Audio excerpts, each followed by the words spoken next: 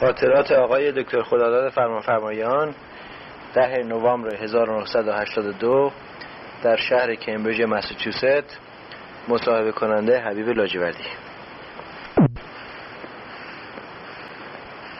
Dr. Farmanayan, I think it would be helpful if we began these series of interviews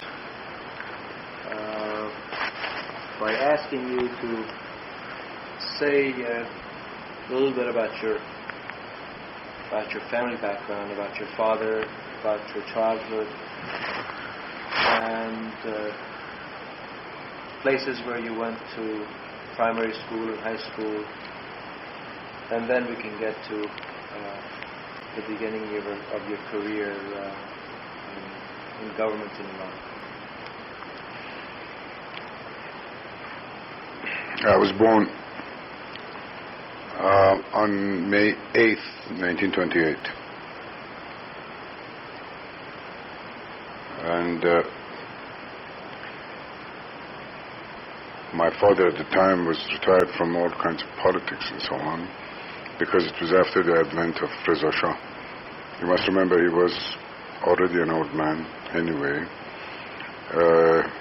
He was, if I'm not mistaken, Minister of War back in 1896 or 7 at the time of Muzaffar Shah. Prime Minister, I think around 1915. And generally speaking, he was a man of substantial influence in Persian politics for a long time, from the time that he served as Prime Minister of the Crown Prince in Azerbaijan. You know, in the Qajar tradition, the Crown Prince was sent to hold his own court in Azerbaijan, and he took my father with him, and my father at that time served as his Prime Minister. But of course, when Muzaffar Shah returned to Tehran after the assassination of Nasiruddin Shah, my father was very young still, and he was appointed as Minister of War. It wasn't until 1915 that he became Prime Minister. And at that, for a very short period of time, owing to certain difficulties, I understand, vis-a-vis the Russian occupying forces during the First World War in Iran.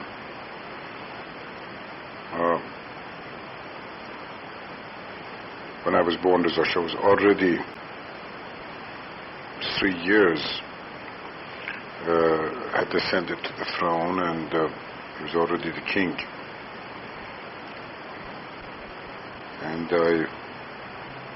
we lived right next door to the king and royal family.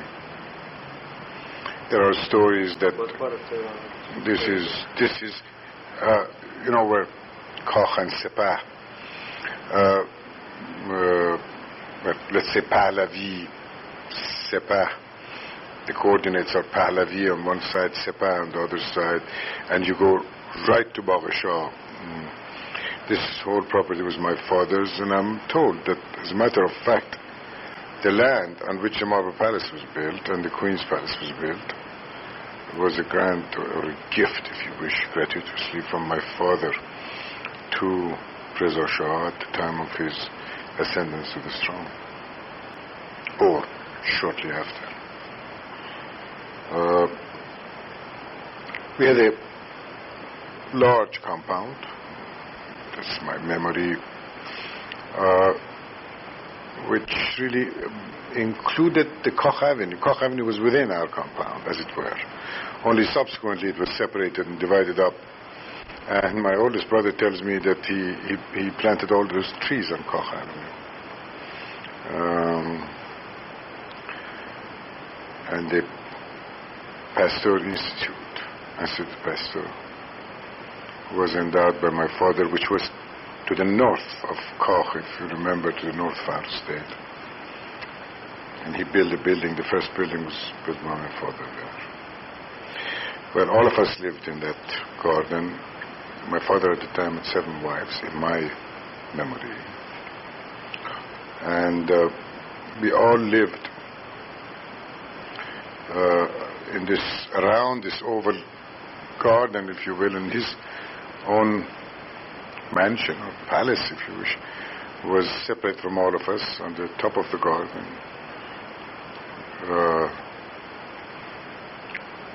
Dominant over the whole area. And we went to school, first to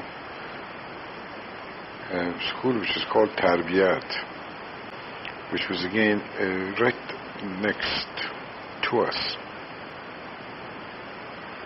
After Reza Shah closed down that school, I remember I only went there for 6 months in my pre-first grade, and then from there we went to Sharaf, which was on Amiriye. And I myself and several of my brothers went to Sharaf, and if I'm not mistaken, the girls were going to Anushiravan Dadgar or one of those, or that's right, Anushiravan Dadgar, I believe. Subsequently, Reza Shah took our house, and we had to go and live in our summer residence in Shemiran. So the whole family moved up to Shemiran, Tajrish, where my father had stayed, just below the bus station to Rezaiye. You know, it's a big garden which was called Rezvaniye. And around it we were again located in separate houses with our mothers. And my father lived in one of the main houses in this compound, which was at the time also shared by one of the elder or senior wives. At that time we went to school in Shapur, Bagh Firdaus school. These were all high schools, grade schools. Later on, I went to, for a short period of time after my father died,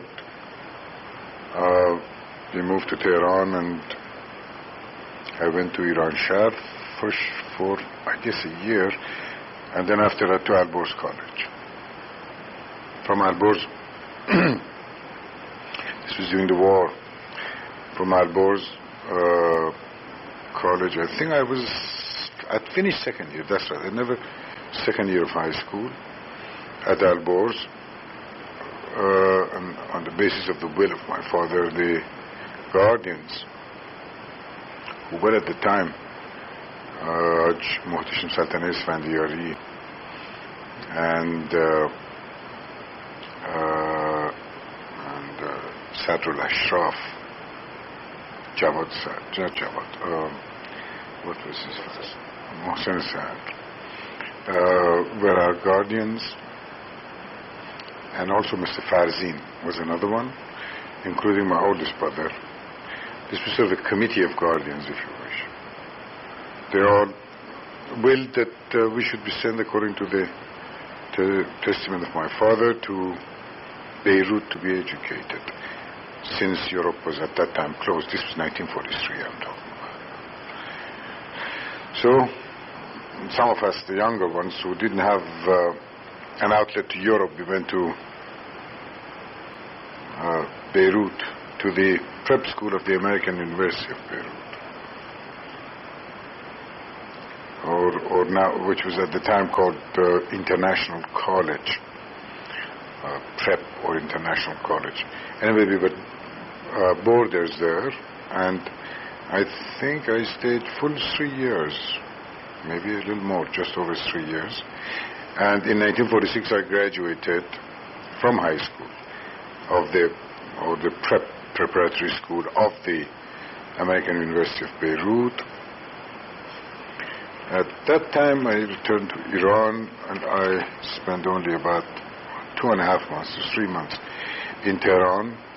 And this is the first time I ever visited our villages around Hamadan, between Asadabad path of Asadabad and Kermanshah. As a matter of fact, that whole area belonged to my father.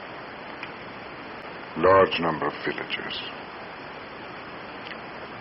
This is the first time I have any impressions of the Persian village and the rural life in Persia. And at that time, you must remember, we pretty well owned the peasants. We were the master of the area, like many landlords. And we received rents from the peasant, which was decided on the traditional basis of whatever provisions the landlord would give to them. You might remember the distribution of the product of the tenant or the peasant. One went for ownership, one went for work, one share went for animal power or tractor, if you wish, if you had any. Another for water, another for seed. It was really 5.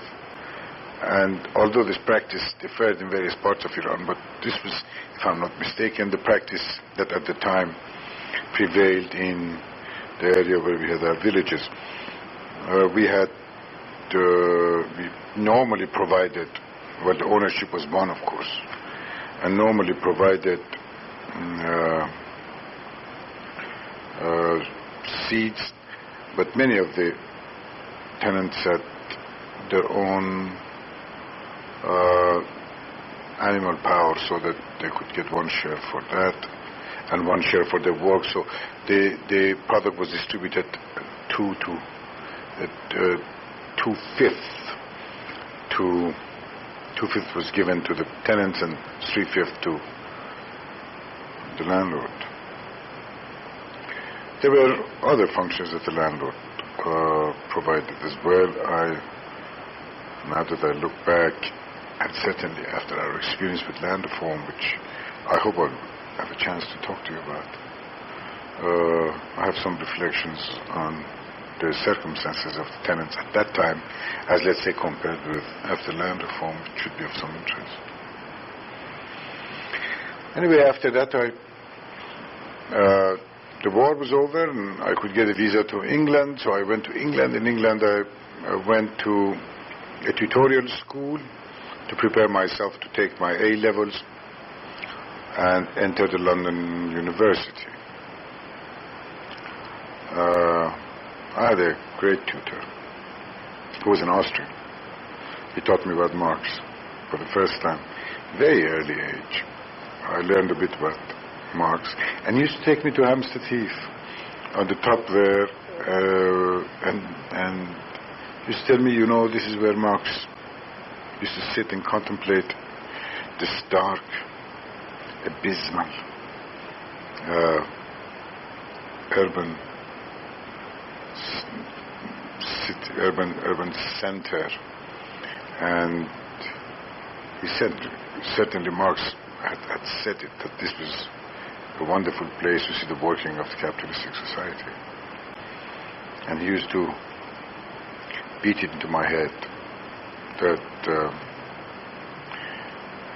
this is where Marx observed the working or the dynamics, if you wish, of the capitalistic society. It's true, again, later on I learned that Marx didn't know beans, didn't care much about agrarian society or agrarian problem, rural problem. Again, I hope I'll have a chance to talk about this as we go along. I did rather well in economics, mind you, in my examinations. Did very miserably in English and mathematics.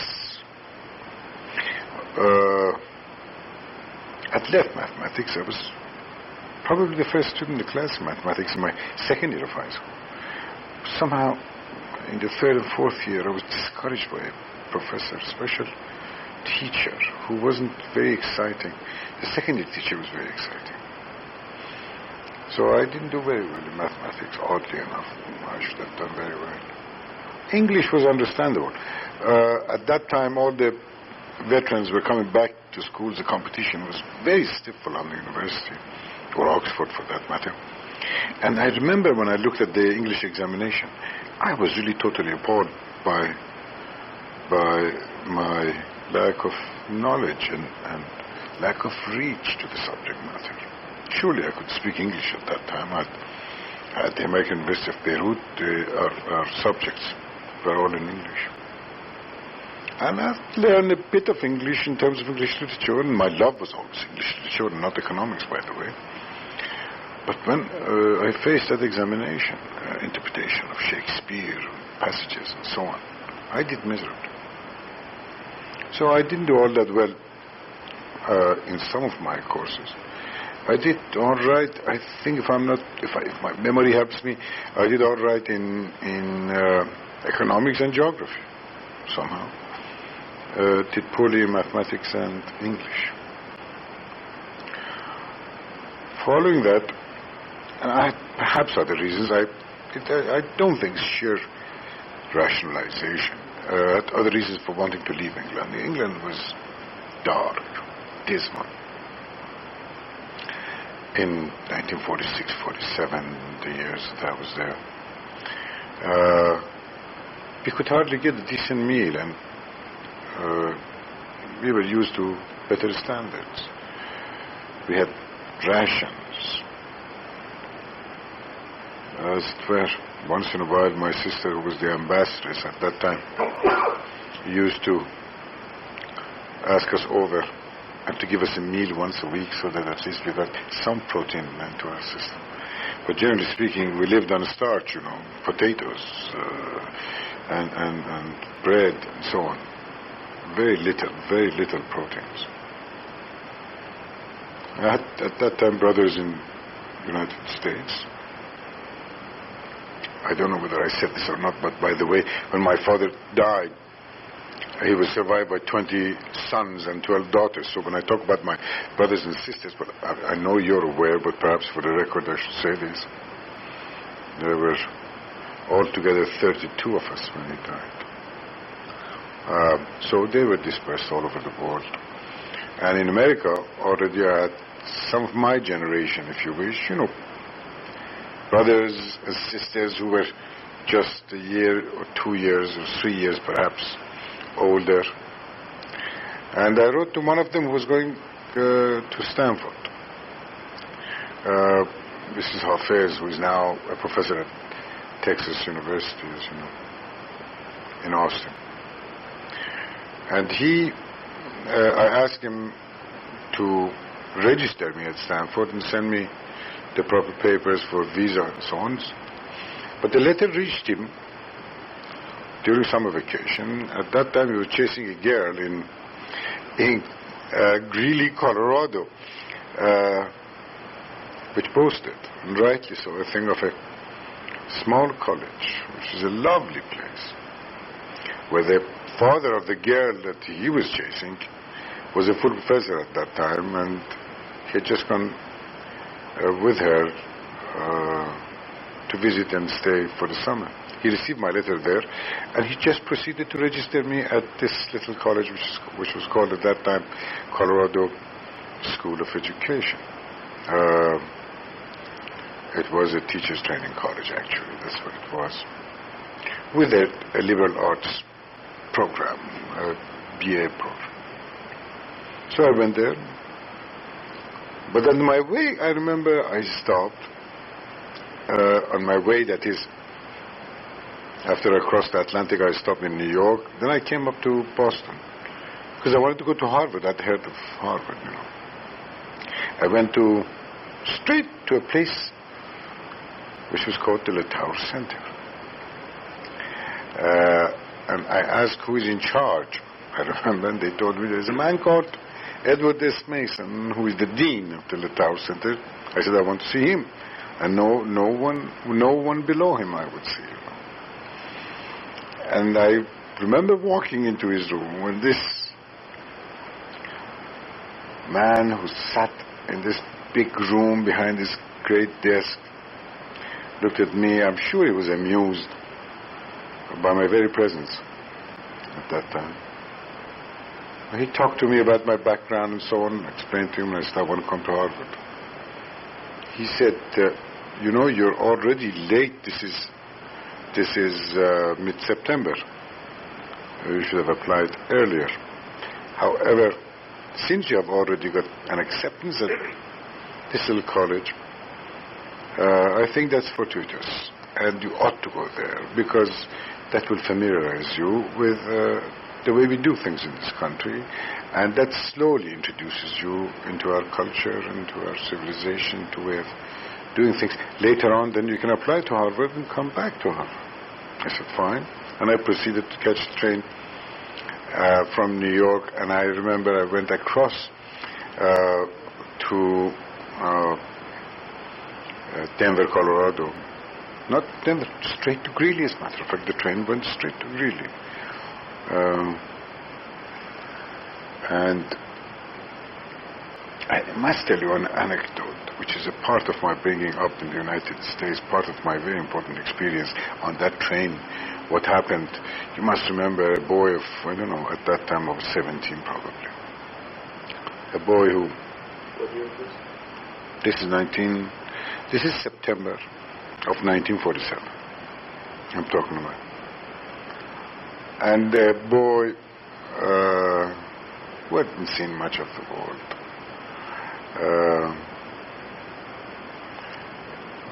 and to some extent pampered, I suppose, spoiled, and so on. And I caught this train, very naive. I was very naive at that time, really very limited. The language I could speak, that was a great advantage, I suppose. Anyway, I was sitting in this train, and I thought I had a great deal of money with me. Indeed I did. I had something like £1,000, which was a considerable amount of funds for me to have, to be going to school, because that is what I needed, you know, to pay the tuition, to get started, and to last at least something in those days, at least for nearly a year. In this train, I'd bought the ticket in New York. I was all right, but I'd never thought about having enough money, and I didn't think in terms of how many meals I had to pay for from New York to let's say Denver.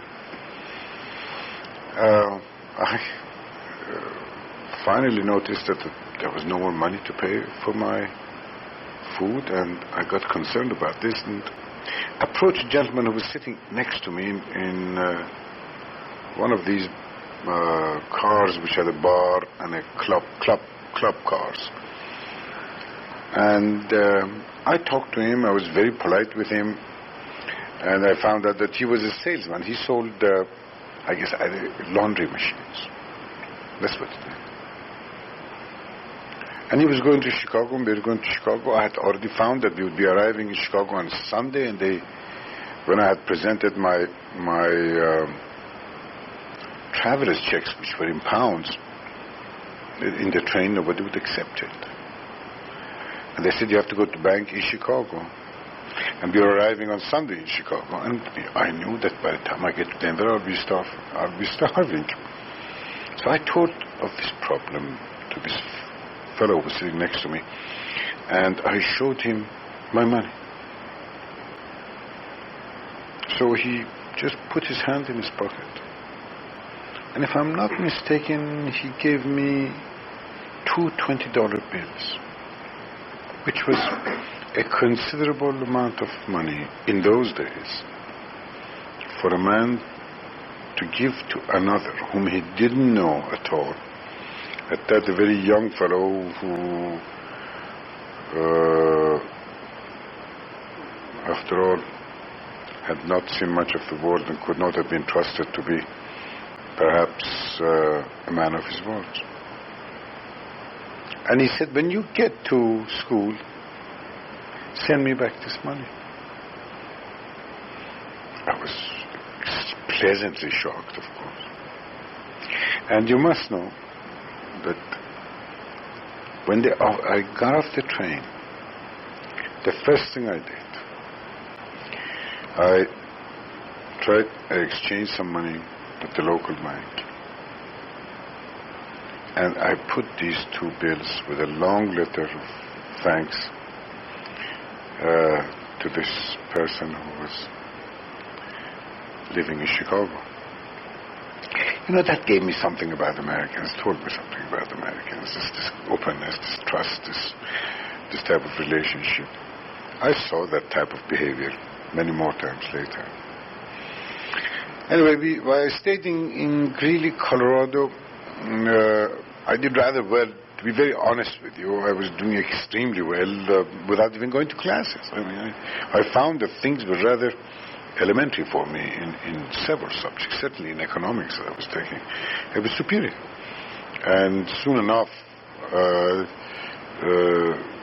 I was able to do other things by just studying 2 or 3 nights before the examination, and I would still end up with a C or a B. You know, I made no efforts. But I was discovering American life. I was so excited. Everybody knew me. Another anecdote is this, that the first night I entered Greeley, Colorado, I was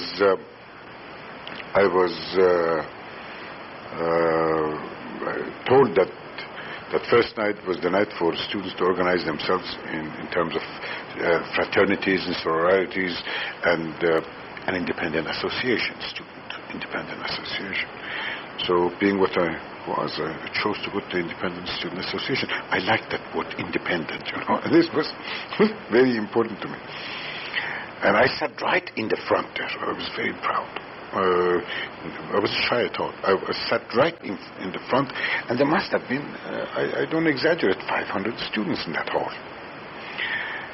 And so somebody came, a third-year student or fourth-year student, you know, or a teacher maybe, I forget who he was.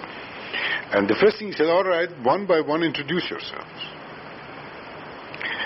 So everybody got up and introduced themselves and came to me.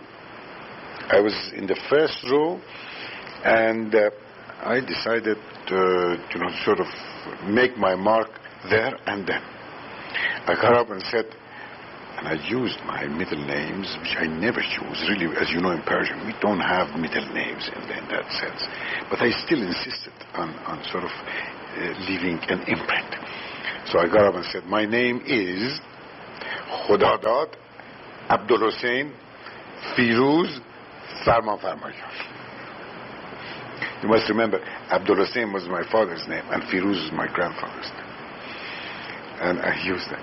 Once I said this, the whole room went into an uproar, and somebody in the background screamed, why don't we call him Joe? And that name stuck to me.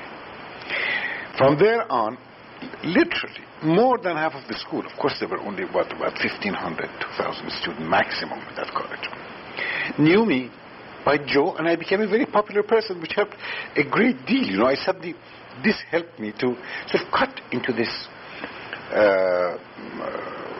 maybe otherwise a very close type of community to which I would not have had that such an easy admission. But this business helped me. Joe, just Joe, helped me, and they knew me as Joe to the day that I left there, and all my friends knew me as Joe. I met Joanna there, which is the greatest experience of my life, as you know. This is 34 years later, and I'm still married to her. We have 3 children and 4 grandchildren. Oh, I dated several people before I met Joanna. But you know, I was still a stranger to them. I was a foreigner.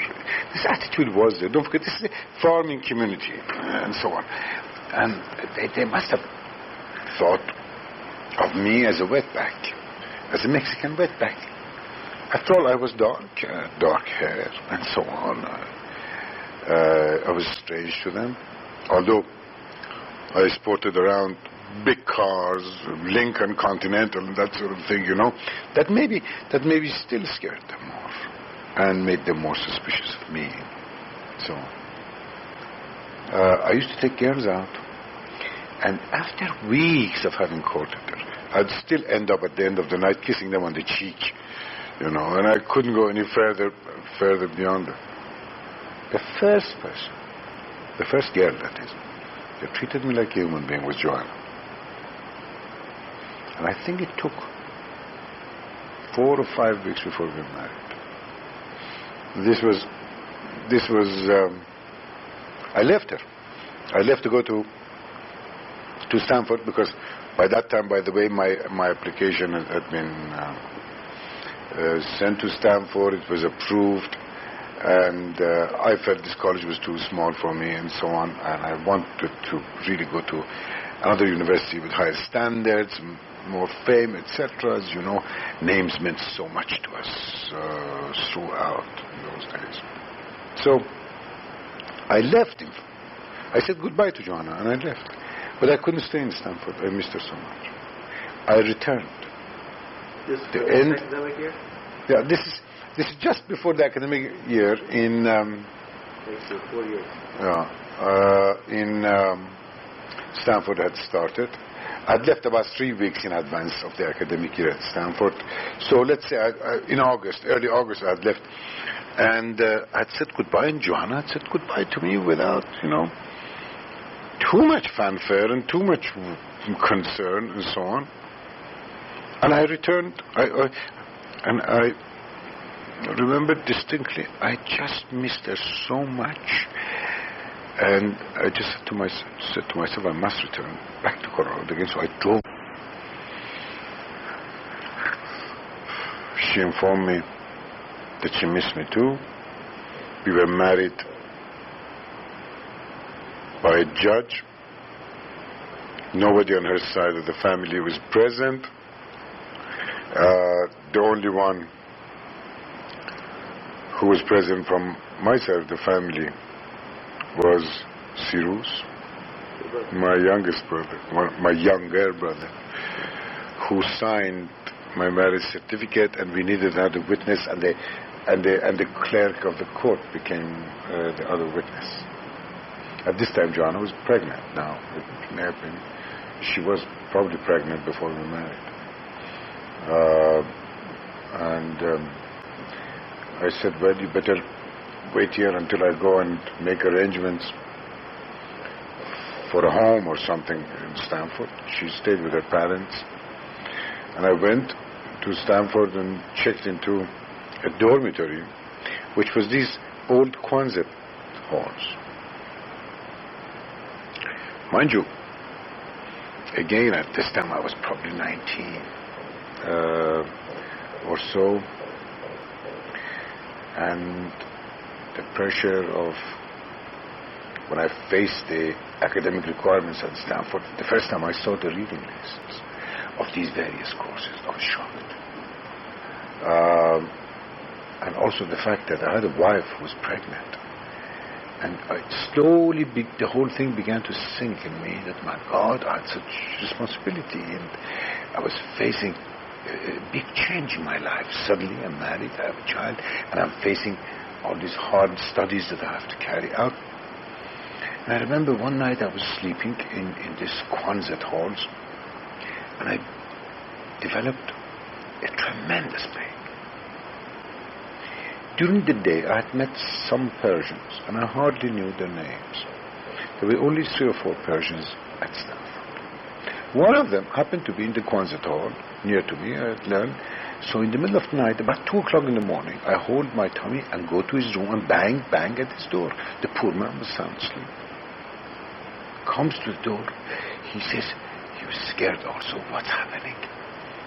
I said, I have this great pain and I don't know what to do with it.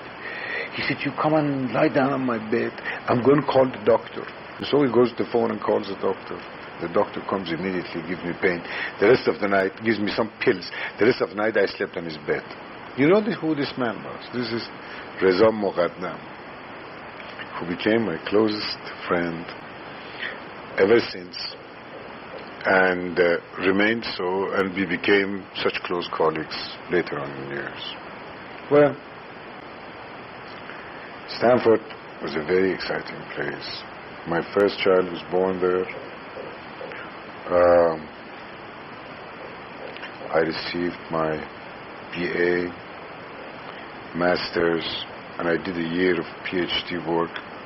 But then we had hit right into Mossadegh era. This was about, mind you, 1952, 53 I'm talking about.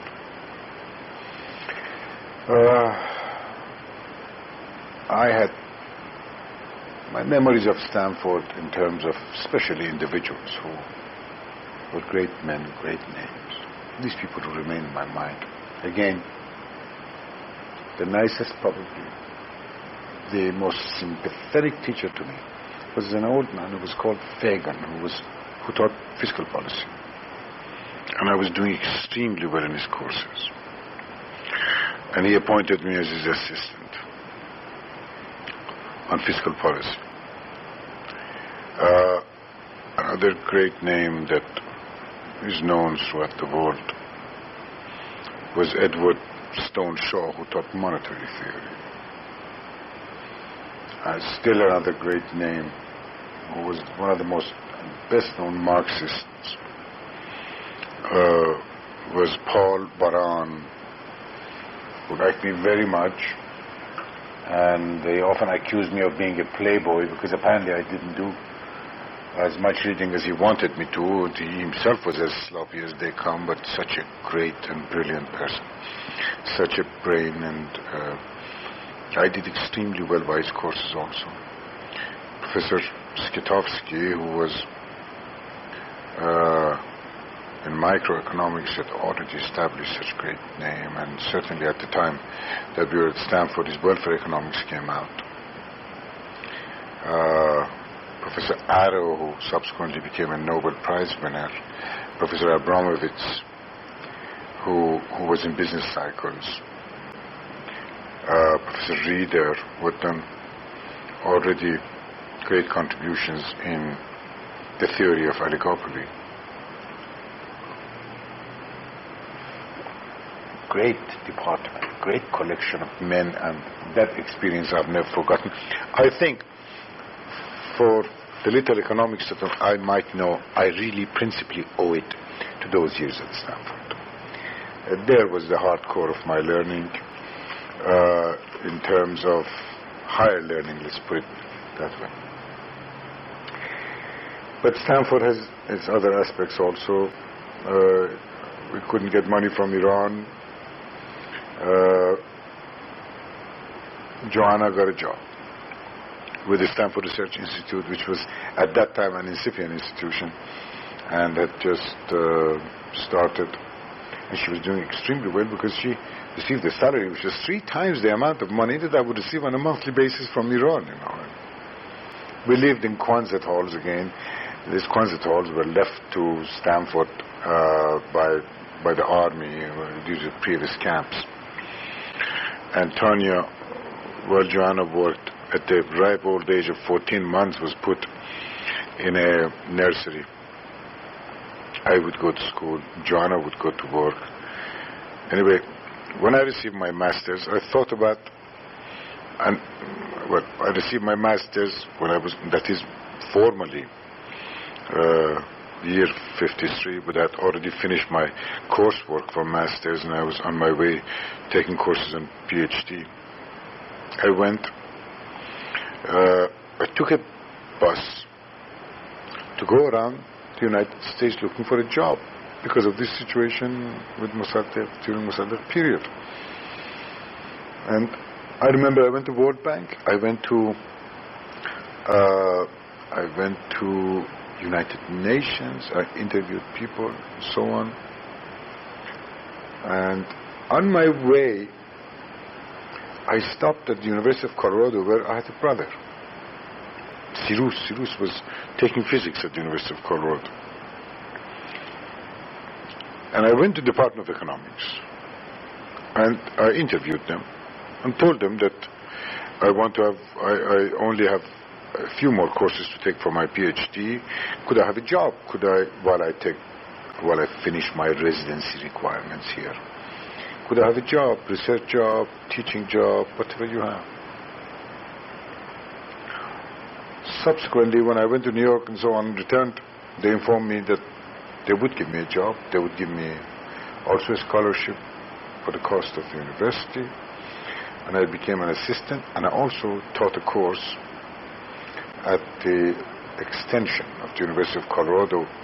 And at the time, this meant I would travel from Boulder, Colorado to Colorado Springs to teach the Air Force Academy cadets. You know, the Air Force Academy now is in Colorado Springs. This was before the famous building was built by Frank Lloyd Wright. I completed my PhD requirements, and I did extremely well. I produced some good pieces of research, especially on the this is of interest now. At that time, it didn't seem significant. But the professor who was doing it was really had a great vision. Professor Maurice Garnsey, who was a resources economist. He was doing work on oil shale at that time. And he believed that the future of the mountain states was to a great extent connected with the oil shale. Only on the simple assumption, not that prices will jump like it did subsequently, but on the assumption that U.S. was fast running out of its own oil resources, and that U.S. will have to turn to other fuel possibilities, and one of these was oil shale. So I did produce a study on that for the 12 mountain states, which is published part and parcel of his work at a later date.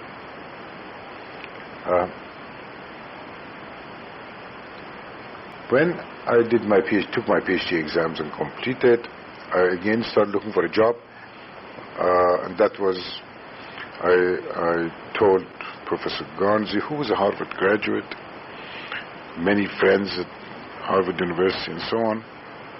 Anyway, at that time, one of his friends at Brown University, was chairman of the department at Brown University, had indicated that he's looking for a young instructor. They had a budget for a young instructor. He recommended me. I interviewed the chairman, if I'm not mistaken, someplace in North Dakota. The chairman,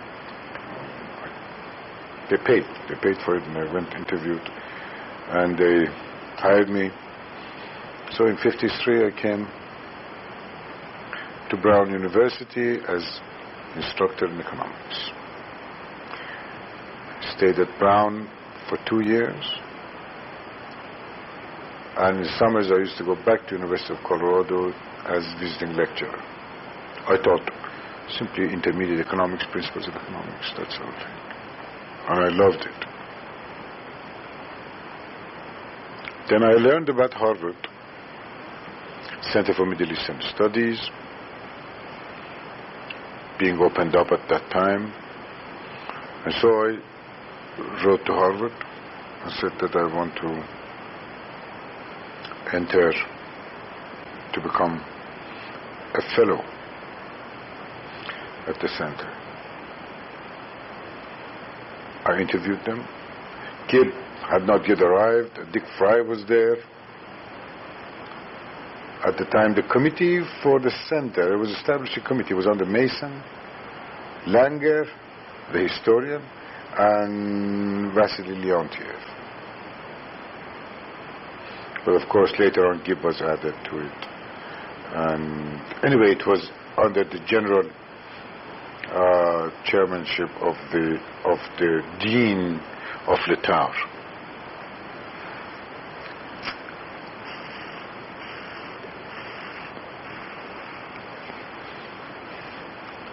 I came to Harvard. By the way, Harvard said you must have your PhD when you come here. I remember that summer. That is the summer of '55. I hadn't written my PhD dissertation yet. I'd fooled around for 2 years. I'd finished my examinations in '53. And I'd fooled around, just read, generally speaking. Didn't have much direction. I knew I wanted to do something on oil and the question of interdependence of the oil industry with the rest of the Iranian economy, which was of some interest to me. And now I had discovered the Leontiev input-output system, and I was enamored of it, and I want to see if I can use that as a basis to sort of talk about the interrelationship of the oil industry to the rest of the Iranian economy. And that brought me close to Professor Leontief at Harvard. Unfortunately, I wasn't much of a mathematician, but I remember there was a man here at the time by the name of Dick Caves, who became subsequently a professor at Berkeley, and if I'm not mistaken, today he's a professor here. He was very good in mathematics.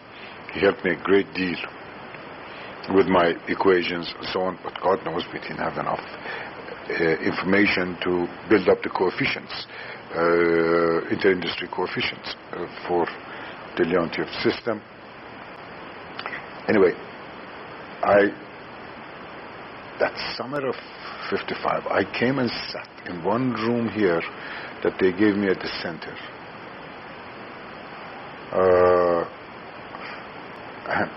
The man who witnessed all of this was more than anybody else was Firuz Kazemzadeh, who was there also on the same basis as myself. Entered the center as a fellow at that time, if I'm not mistaken. And there was this room that had given us, there was a big table. Firuz used to sit on one side of it, and I used to sit on the other side, writing away and asking about the spelling of words, I remember, from Firuz as I wrote away my dissertation.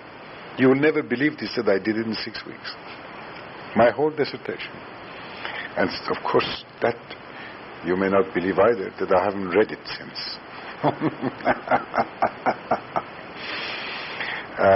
Which was on the interrelationship between the oil industry and the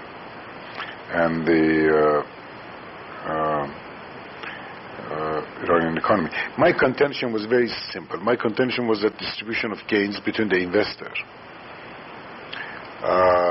which was, let's say, Great Britain, or the foreign investor, Great Britain, and the host country, which was Iran, was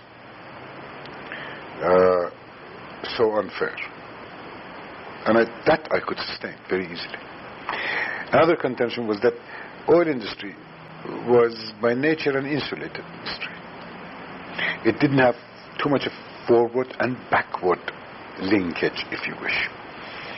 And it didn't, therefore the benefits of external, there weren't that many pecuniary or non-pecuniary benefits that resulted in terms of external economies that resulted from the oil industry to the rest of the Iranian economy.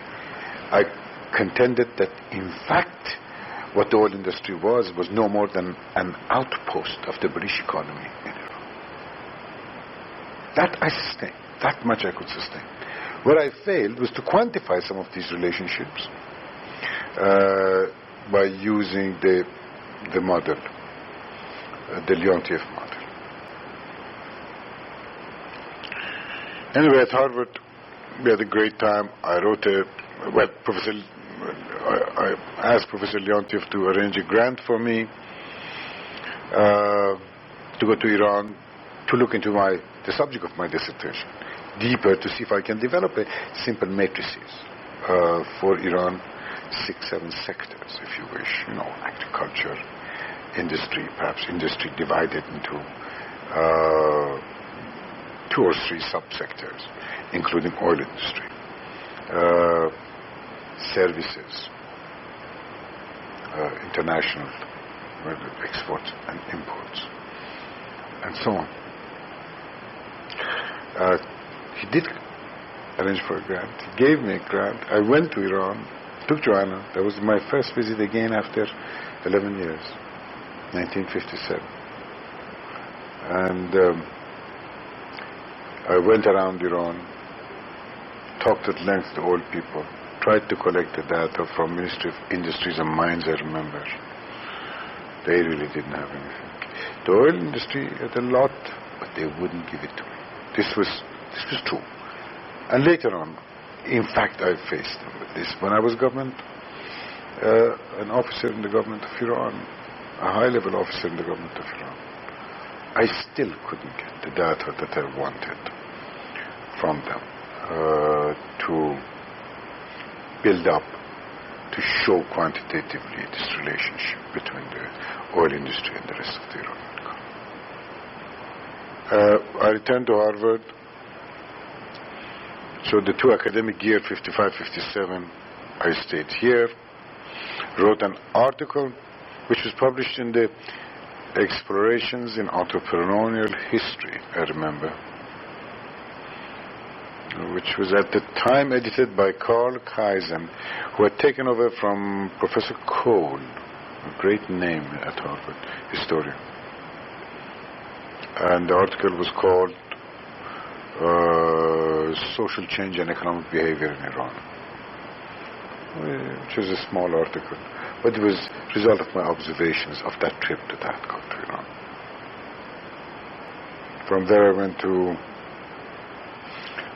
next year I was approached by Kyler Young at Princeton, and at Princeton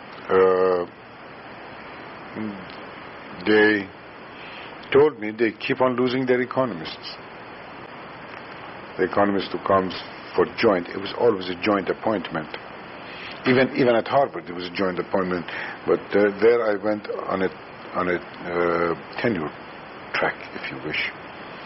And they told me first year I'd be a lecturer, called lecturer, but as soon as the university can arrange it, I'll become, in fact, a tenured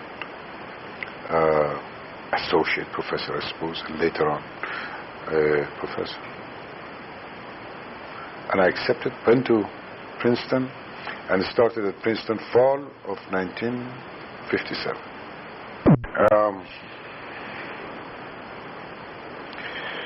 Princeton I enjoyed very much indeed, but you must remember that already when I was in Iran in the summer of 1957, I'd met a man that of course I knew of, and he had talked to me about the possibilities of going back to Iran to head a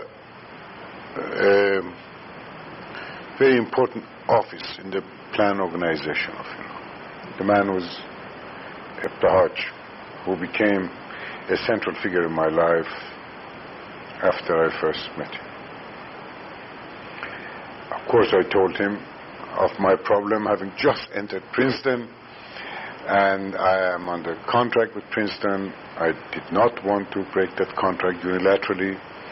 That the university should approach me and talk to me about it. I should not directly ask the university to release me. He said, don't worry about those aspects, I'll fix everything. And secondly, of course, I'd raise the question of conditions of work with him, which I'll tell you when I come to it. Anyway, I returned back to Princeton, and I loved it. I remember that by that time, I had a second daughter, and we lived again in Quonset halls, Quonset areas, which was an army camp during the war, but still maintained rather well by the Princeton administration for faculty housing. They gave us a lovely unit, extremely cheap, and the salary they were paying me amply covered my cost of living, and I was quite happy. I taught at Princeton one course in Principles of Economics, one course on international trade, and one seminar on Middle Eastern economic problems. I had a bunch of very good students, and I really enjoyed them very much. That is, I was learning myself a great deal while I was teaching those courses. Didn't have a chance to do much research in terms of publication because I was there. I guess when I left Princeton, it was after the end of the first semester or second quarter. I forget now what Princeton was on, quarter system or semester system at that time. But when I arrived in Iran, it was March of 1958. Now, of course, what went in between is extremely interesting story, which is the beginning of the story of my connection with the Iranian government. One day, a man called Robert Goheen, who, when I went to Princeton, was still assistant professor, but shortly after became the president of the university, and he was a very young man, that I had made the announcement had made great news because he was so young, and he was only assistant professor when he became president of Princeton, assistant professor of classics. I'd seen him once or twice during coffee hours, faculty coffee hours. Anyway, he called me in. This is a few months later. He calls me in and tells me that, look, it's up to you. I don't mind it if you want to go back to Iran, but basically it's up to you to decide if you do want to give up this career and go to Iran. He also added that I should be more than happy to keep the job open for at least a year after you go. So in case you want to go on a trial basis and you want to return back to Princeton, your job would be kept open for another year, which I thought was really the ultimate of decency and proper behavior. So I let it be known to Ebtaj that I would gladly return to Iran and serve in the plan organization as what I was then called acting chief of the economic bureau of the plan organization. Now, the beginning of economic bureau is a separate story. How you met Mr. Ebtaj? Well, the first time I met Mr. Ebtaj was in Tehran in '57. How were you introduced? What circumstances of the meeting? Mr. Ebtaj was already in Washington. I heard, or he had somehow asked someone, or he called me himself, I forget. He wanted to see me. I went to Hay Adams in Washington, and I saw him. Subsequently, there was a gathering of Iranian students to listen to him to talk about the second development plan in New York that I presided over and introduced Mr. Ebtaj to the student body in New York. And this was our sort of contact together. Following that, I went to Tehran in '57 to meet Mr. Ebtaj. I met him once. We had a dinner once in his office, once at a private dinner, just he and I and his wife.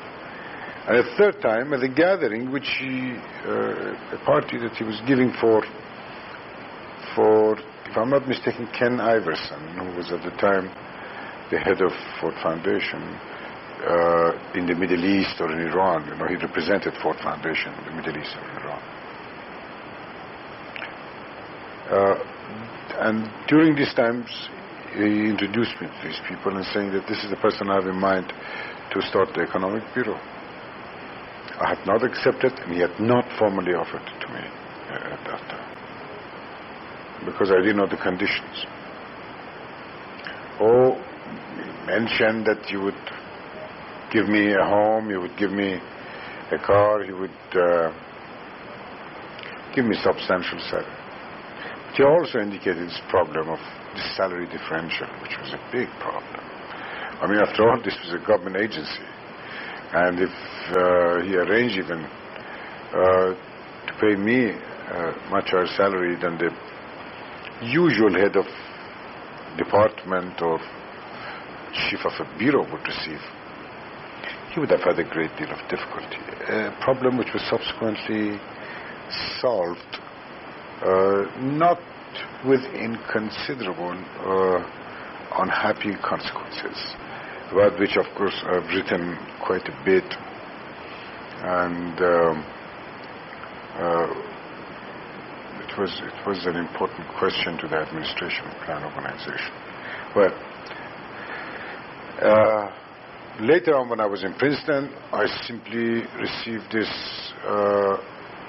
by the way, Mr. Taj went through the White House with a man called Richfield, who was at that time assistant to Eisenhower. He was part of the staff of Eisenhower that knew Mr. Taj. And and it was Richfield or someone anyway from White House who had called Goheen and told him the story, and on that basis Goheen would call me in and tell me it's perfectly all right with the university, if you want to go, that he would keep my job open for me. In between, I received a cable from Mr. Taj saying, would I interview?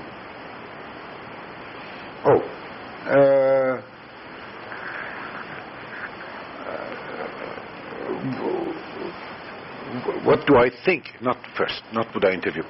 The first question he asked me is, what do I think of Pittsburgh University providing an advisory group for economic planning to the Plan Organization of Iran? To which I had a normal reaction, I guess. I said, without trying to underestimate the Pittsburgh University, which must be a very good institution, I don't believe they stand at the rating that Harvard or Princeton would stand. That it's probably more advisable to approach institutions such as Princeton and Harvard. For very good reasons. I was familiar with these institutions. I was familiar with the faculty of these institutions. I didn't know anyone at Pittsburgh to know really if they had the capability of providing the type of advisory, top-level advisory people that Iran needed, or the Plan Organization needed.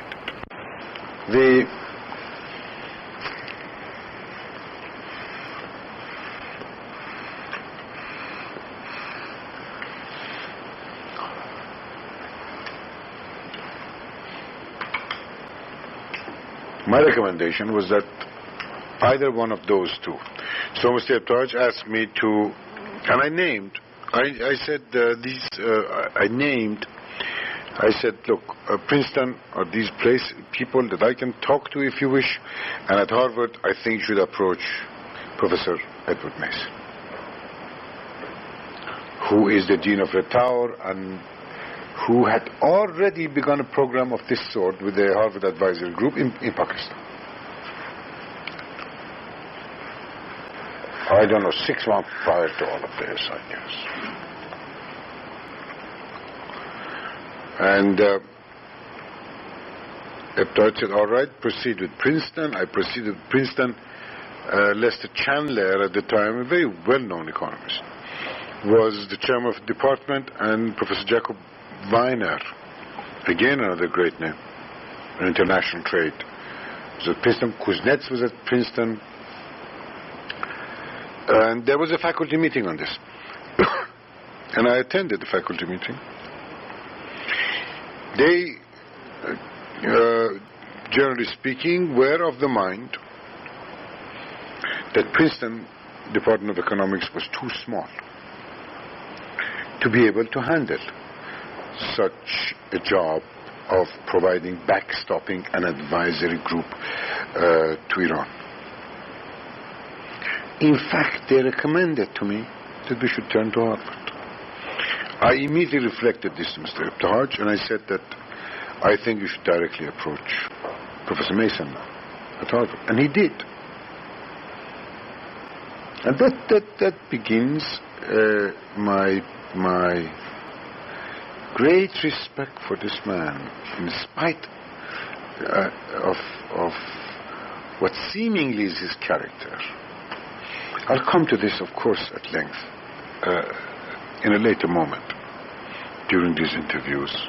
I'd like to take a separate chapter to describe this man and his role in our country. That's right, Eptihaj. But let me come to that later. Anyway, Eptihaj approached and told the Ford Foundation, told the World Bank, who was also involved in this matter, that he wants to have an advisory group of this sort provided by Harvard. And in the meeting that Dodge had with Professor Mason, in which I was not present, apparently the two had liked each other and the two had come to agreement.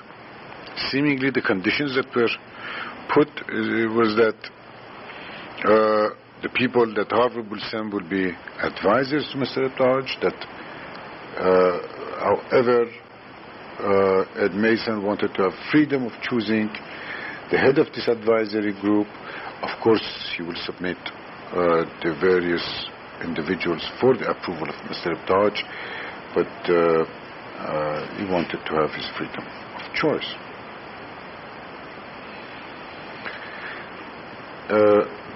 In between, don't forget, the idea of Economic Bureau had first emanated from the International Bank. Well, I shouldn't say from the International Bank, but through discussions between International Bank and Mr. Dodge. World Bank. That's World Bank. You see, the World Bank had already helped to provide the plan organization with what was called the Technical Bureau.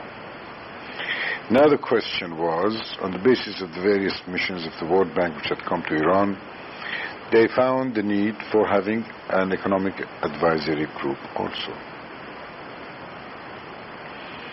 So they had sent, Mr. Dodge had asked them, all right, let's have a study made of this. And they had sent John Adler, who was at the time a member of the World Bank, also a well-known economist in the field of economic development. He had done some work on economic development. I knew him. I knew before all of this. That is, I knew of his work before of this, and I liked him.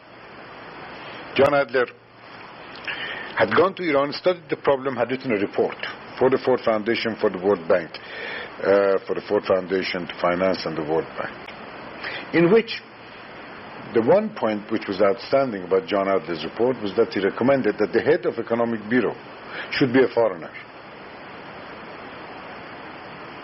Should be one of the advisors, in other words. That only after a few years that this should be transferred to an Iranian who would subsequently be trained by these advisors and so on. John Adler did not know any one of us personally and intimately who were studying in various universities in the United States who were perhaps competent enough to serve at that level. People like Muqaddam, for example. People like Cyrus Sami'i, who, although was not an economist, but he was in finance and administration, he was a top-level administrator. Cyrus Sami'i.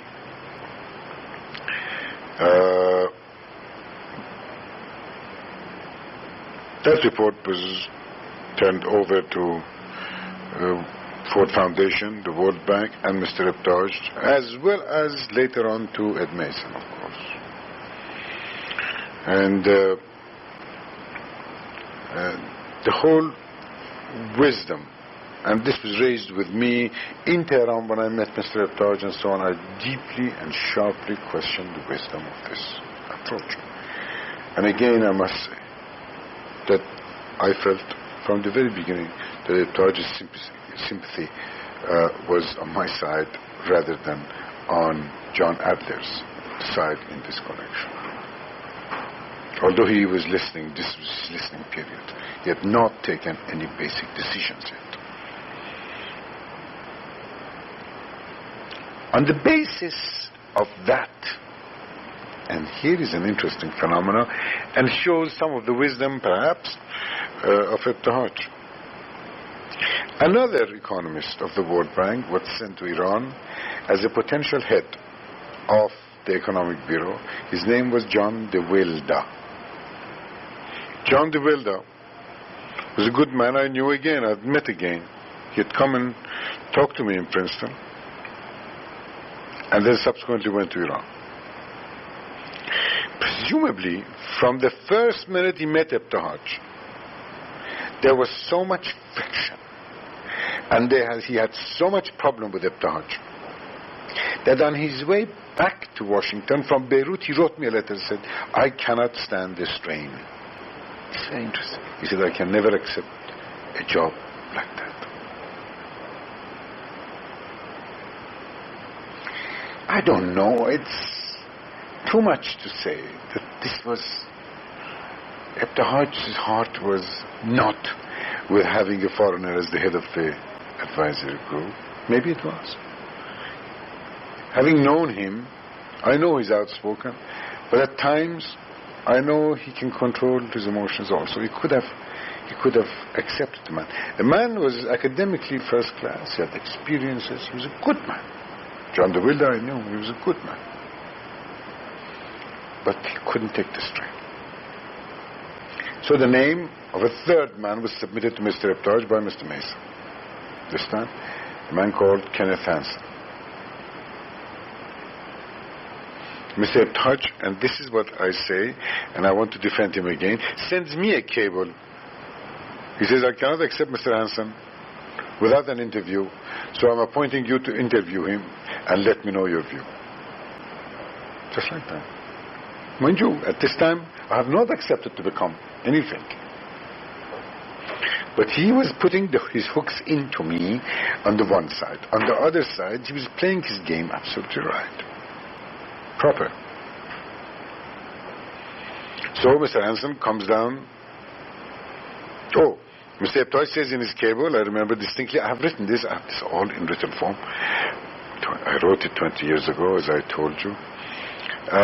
Mr. Ibtihaj says in his cable, I cannot accept him also. It's very difficult for me to accept him because he doesn't have high academic degrees. You see, Mr. Hansen did not have a PhD in economics. He had a BA in economics from Berkeley. And that was it. The rest of his career was experience, direct experience, State Department, during the war especially, and so on. So he had a great deal of experience, but not high academic degrees. But Ed Mason, being what he is, after all, he was both on academic side as well as on experience. My God, he had trained more people. He was advisor to more presidents of the United States. You know, he just wouldn't take any old BA and send him to Persia, especially after he had met Ibtihaj, and he knew what kind of man Ibtihaj is and his expectations of a Harvard advisory group. But then I was asked to interview Mr. Hansen. I hadn't seen, I hadn't known, I hadn't heard. He had not published one article that I could have read, you know. I didn't know the man. He came to Princeton, and we had a whole day together. I found him to be extremely intelligent. I've written a profile on him also. I noticed that he had picked up economic terminologies. I sensed that he didn't know much economics as such, but I sensed that he had been with economists a great deal, that he had administered, in fact, economists, that he had gone through very difficult experiences in places like Austria, in places like Korea, China, where else he had been to? Maybe Vietnam. Not of course. No. I don't mean the war period of Vietnam. I mean long before that. Anyway, the man was of worldly experience, and I found him to be very young, much older than I was, but still young in spirit, because, you know, after all, I had to be able to work with a man around the same age who understood my emotions and so on. I wrote him a very good recommendation to Mr. Ibtihaj, and I said, I think his experience, this is what I said, outweighs his lack of academic degrees. That is the cable I sent to Mr. Ebtaj. Mr. Ebtaj cabled Mason and accepted Ken Hansen to become the head of Harvard Advisory Group. But you know, as I think back, this whole issue of who should be the head of the Economic Bureau was really never settled in black and white. I was brought in, and Mr. Ebtaj told me, he said, look, I have no choice, I've got to try you out as an acting head of Economic Bureau with Mr. Mason. By the way, before I would go back to Iran, Mr. Ebtaj asked me, who do you want as your deputy? I had said it's Dr. Muqaddam, if he would accept. Dr. Muqaddam had accepted. He was already establishing the Economic Bureau in my absence in Iran, 3 months before I arrived. And Mr. Hansen had arrived in Iran, I guess a month and a half before I returned. And that is the way Economic Bureau of the Plan Organization, that is the basis of its formation. Ford Foundation gave us a grant for foreign advisors, for training of Iranians, and a small amount of money for subsidizing the salaries of Iranians who would not work for the salaries that were prevalent in the Plan Organization. What were the salaries? My salary at that time, this is the highest salary, was 4,000 Tuman a month. Maximum salary at my rank in the Plan Organization was 2,500. I was receiving 1,500 of subsidy from this funds that the Ford Foundation provided to the Plan Organization. Muqaddam was getting 3,800, just 200 below.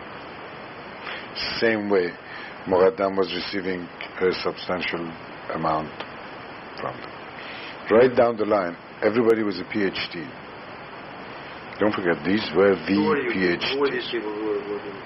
Well, then I proceeded on my job of selecting individuals. You see that to come to the Plan Organization, I have a whole list of them. There were very young, bright people that we interviewed, especially Dr. Muqaddam and I, and Ken Hansen. We interviewed one by one these people who were to become senior economists or senior members of the Bureau. It's Dr. Abadian, Dr. Bahman Abadian, who is now top man in the World Bank, top expert in the World Bank. Dr. Hussein Mahdavi,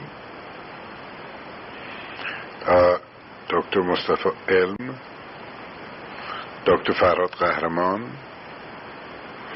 Dr. Taghi Mortazavi,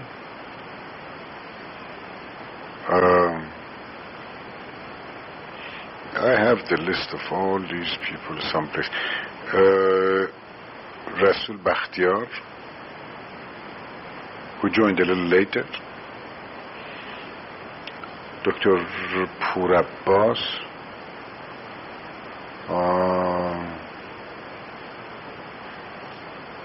Who else? At the end of the first year, there were only 7 of us. And this is, it was just the most amazing thing. At the end of, after about 8 months, there were about 7 of us altogether, including myself and Muqaddam and so on. Oh, Darush Oskui, who didn't have his doctor, but he was division head.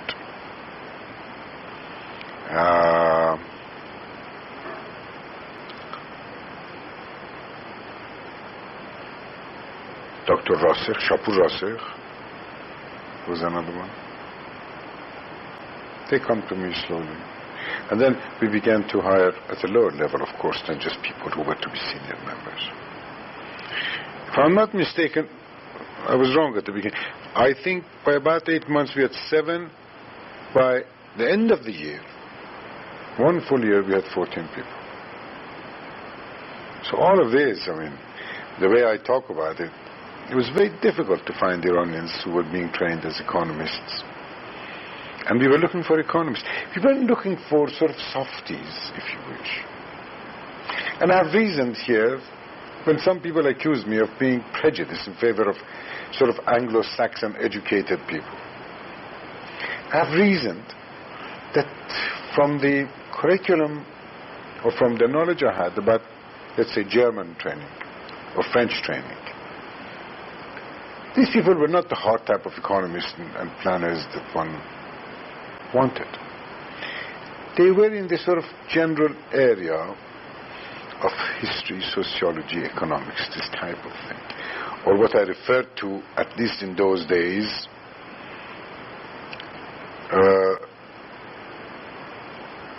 as institutional economists. We wanted more people who had grounding in hard theory. And these were my prejudices at the time, and I was airing these prejudices. And I was using them, in fact, in my selection of individuals. I was looking for hard, well-trained economists. You know, I have recorded all of this, and I say that I remember from these records, I rejected more American-educated. This is when they accused me of having had prejudice in favor of the American train. I rejected far more American-educated so-called economists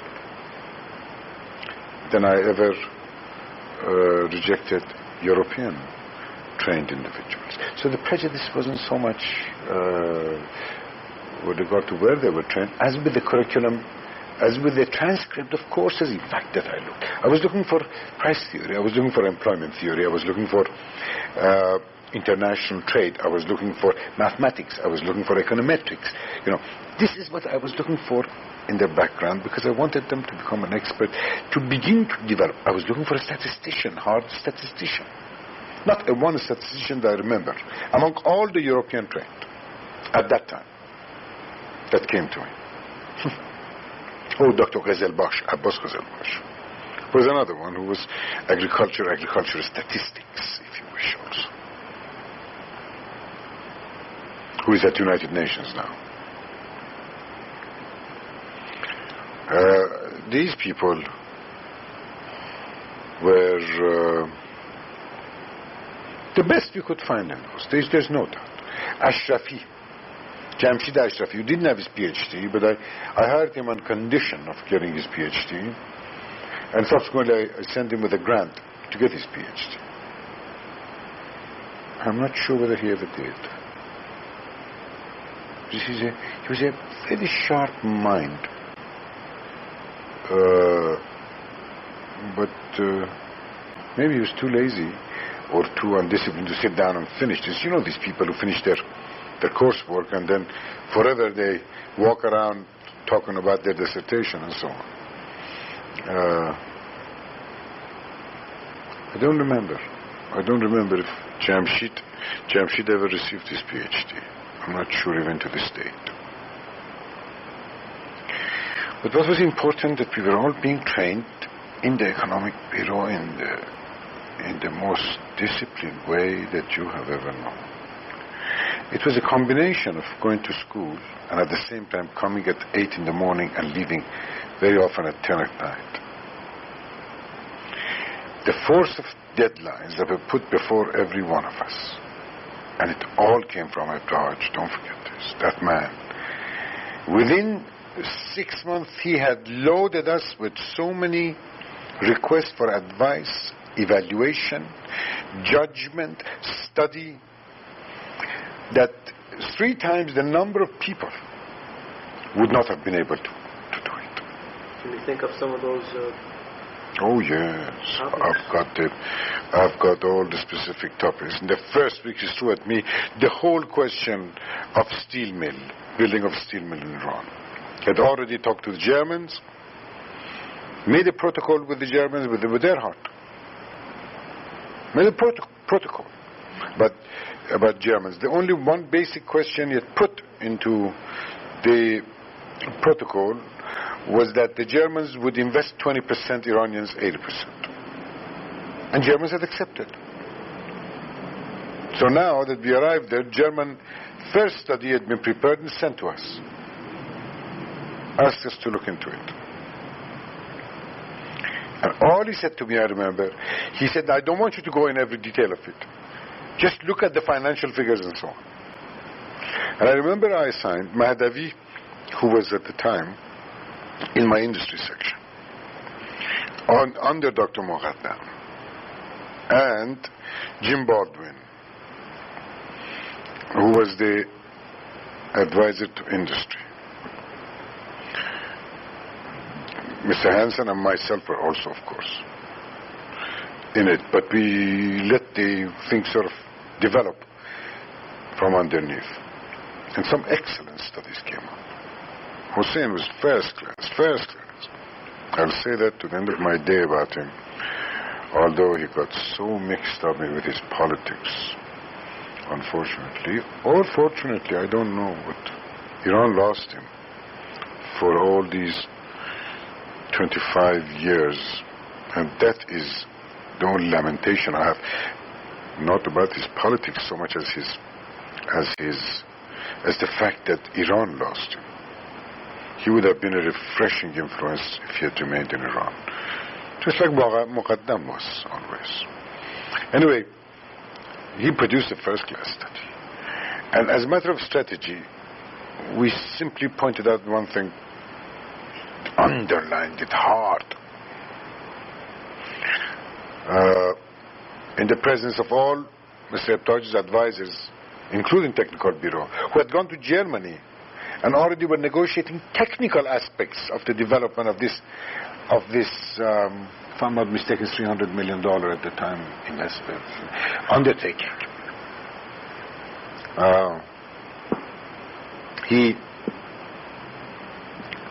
I waited very quietly. I was making the presentation.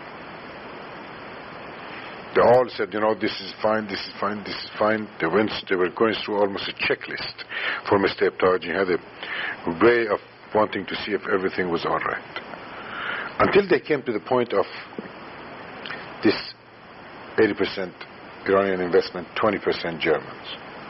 They said, yes, they have accepted this under clause so-and-so. Then my hand went up for the first time, and I said, sir, this is not true. Suddenly Ebtaj held back and said, what do you mean it is not true? I said, they are not investing a penny. All that they're proposing under that clause is to provide you with a very short-term supply credit until such time that the factory had reached 80% capacity and operated for 3 months after that. I said, even the bugs your technical people will tell you in such an industry could not be worked out within 3 months. Even on that score, it's too little. So all it is a supplier credit for a short term. It is not an investment, because investment, as you had stated in your protocol with Mr. Earhart, you wanted them to take a risk so that you're sure that the type of industry they're selling you is a good industry, because their own money was in it, and they would get back their money within 10 years or so. Then he banged the table, and he reread the clause, and he said, it is true, this is not what I wanted. That was the death. He wrote a letter, the harshest letter to Earhart, saying that very fact. And the Germans couldn't come back with a counteroffer. What was more, we suddenly, as soon as we saw the opening, we produced other studies that they had made in this short time, namely questioning the location of the industry, the veins that they had found, both for coal and iron. Shamsabad. Shamsabad was supposed to be the location. Shamsabad was supposed to have iron. The iron there was absolutely uncertain, and the coal was supposed to come from Alborz mountain, from Gajere, Eliga and Gajere. By train down to Shamsabad, which is in Iraq, to the so-called iron mines, and steel was to be located there. The location of the steel was very poor. Transportation cost was not at minimum. Distribution cost was not at minimum. Tehran, after all, was the thing, the main market. But always in determining location of a steel mill, we knew you should minimize your raw material transportation cost. Distribution was less. So we said, look, we have now evidence from another study you have commissioned yourself to the Ital Consult. We do have clear-cut evidence of steel and coal in the area of Kerman. This was the beginning of Kerman, the study of Kerman on coal and iron. Of course, Kerman had one problem: shortage of water. For steel, you need a great deal of water. Subsequently, he asked the Kaiser Industries to come in. Edgar Jr. came in. We sat down, negotiated with him. He sent a whole group of people. The water problem could have been solved by recirculating systems, and the water, deep well waters and underground sources of water were enough to pump sufficiently for the steel mill. In a way, the Isfahan mill was founded and built on that very perception of that. Another project is through right at us was the Dez Dam, the famous Dez Dam. The bank had rejected the Dez Dam. And Taj would not give up. He said, you study it and tell me if on a cost and benefit basis this makes sense. It took the longest period to study one project, and that was the Dez Dam. And on all grounds, water, provision of water, provision of power, and flood control, these were three indices we used to do the cost accounting, cost-benefit study of this dam. We came up with a study recommending the building of the Dez Dam. We then went to the World Bank and successfully defended the Dez Dam, and we received $42 million. This is after Taj had already resigned. But again, the study was commissioned by Taj to us at the beginning. Paper mill, which was just one of those phony proposals that had been suggested, was thrown at us to study. But worse than that, $48 million loan from DLF in the first week of Economic Bureau that I was there. I remember we didn't have even a secretary. Dr. Abadian would sit behind the desk and type out the applications to DLF, Development Loan Fund of the United States. That was the list of projects that we were submitting to DLF. We wanted to have enough projects to give DLF a choice of selection. Of course we had to. But each one project required certain information, and we had to list all these information separately. And God knows, nobody had these information separately. We had to find this information, to categorize this information, and to put it there. And ultimately made a book, this thing, to present to the DLF. And the negotiations, Dr. Muqaddam was appointed to go as head of the mission to sit down. He was in Washington for 2 to 3 months negotiating this loan, trying to get that money. Negotiations with the World Bank on a road program, $72 million that I went, the Dez Dam that I went, another road loan that I went, other negotiations with both the DLF and the government of the United States for budget support, as well as for U.S. aid and public law 480 proceeds. These were tremendous amount of work that were all thrown at us. Don't forget, the plan was short of funds when we arrived. We made estimates. There's the second development plan I'm talking about. We arrived, about mid-passage. The second plan was 7 years, and nearly 4 years had gone when we arrived on the sea. So what we were doing, our first task, in addition to all of these immediate requests by the managing director, which is one of the functions of Economic Bureau, we had to make an assessment of the progress of the second development plan, its problems and difficulties, to prepare ourselves for the information we needed to get the information we needed to prepare ourselves for the design of the third development plan, which was an oncoming most important function that we had, which of course we did. And we did first the review of the second development plan, which is published, which I have, and then prepared the third development plan, which started in 1346 at 21 years, 1962 it started.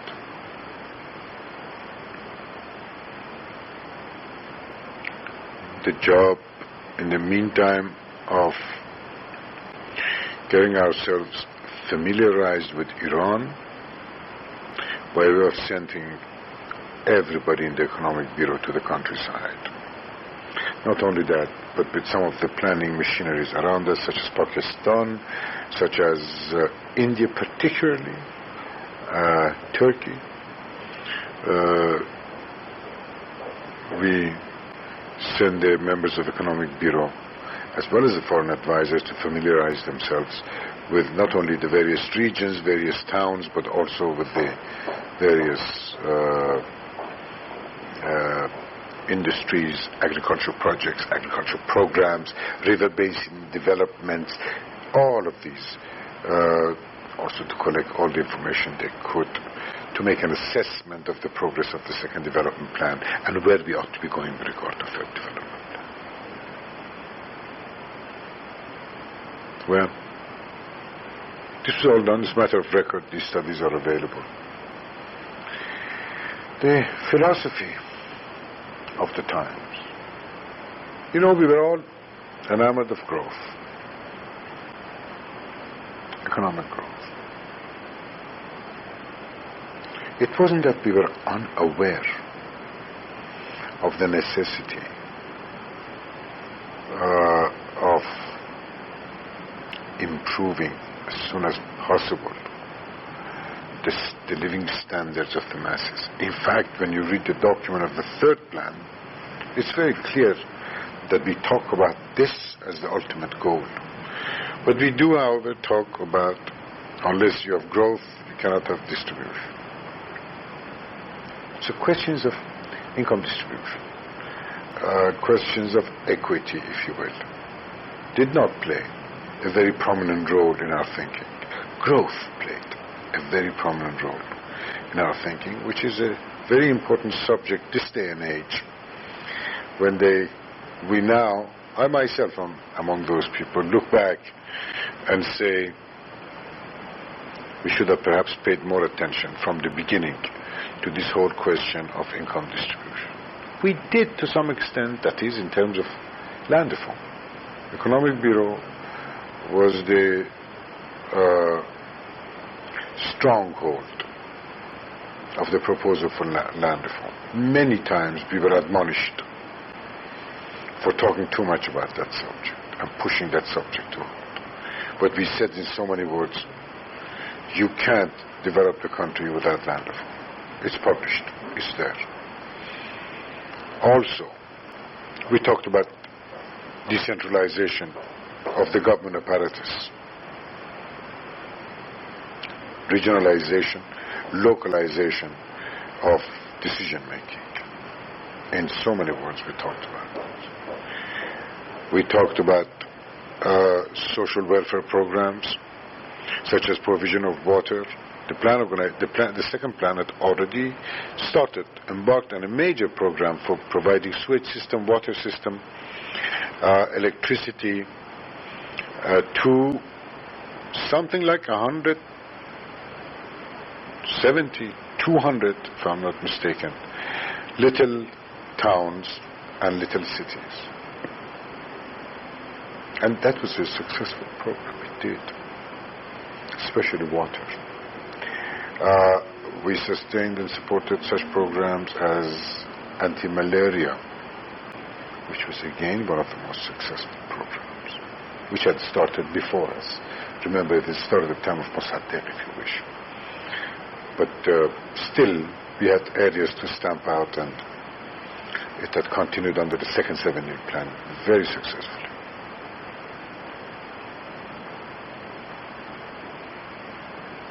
But whenever we had a shortage of funds, I remember distinctly, it was very difficult to cut out from the hard major programs. We could only cut the soft, as we called it, the soft belly of the plan. Instead of 200 cities, we would say, all right, let's do 150 for the time being. Let's not hurt the infrastructure. The stress was on agriculture, to be sure, but on irrigation of agriculture.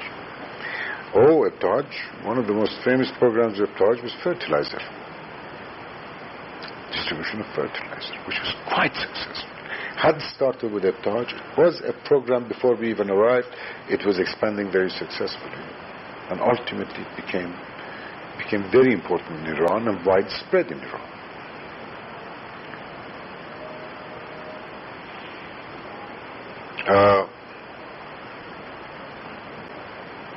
Program of pesticides by way of helping agriculture was also successful. But all of this is a percentage in terms of allocations of, for example, the whole Desdam complex, the whole Khuzestan complex was rather small. Or similar things such as Sefidrud Dam, Karaj Dam. These were small allocations. But we were right at that time that unless some infrastructure is built, you can't look to the development of either private industry or private agriculture or increased productivity in agriculture and industry. Roads, ports, irrigation canals, dams, generation of electricity. These were considered as absolutely sine qua non of economic growth, without which, at that time, we felt we won't be going anywhere. Besides, most of these projects had already been started, and once you start something, it's very difficult to cut it out. These were the projects that the government was committed to, the plan was committed to. But we did achieve growth, and achieved it. It was quite respectable. It was, we made judgment that during the second plan, Iran grew at around 6% a year, which was substantial.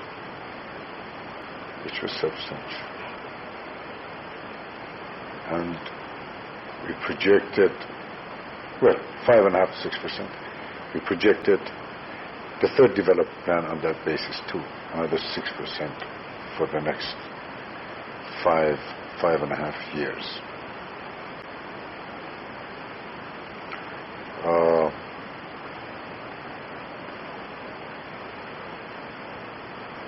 But the question of distribution also comes to other type of things over which we didn't have that much control.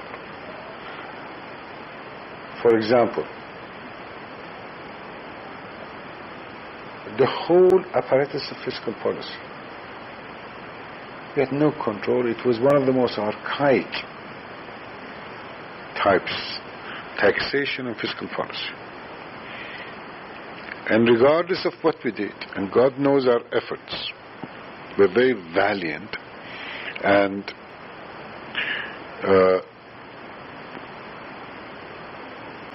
we persisted over the years. We never gave it up. And we never succeeded in breaking into that bastion which was called the Ministry of Finance. The old practices continued. The old ways continued. The complicated laws which allowed personal interpretation, which were laws that really did not relate to a fast-changing society and a fast-changing economy.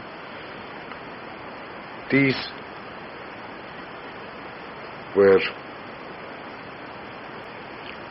some of the things over which we had no control, and if we had, as we had suggested, or if our suggestions were accepted, would have improved income distribution, even in the first period.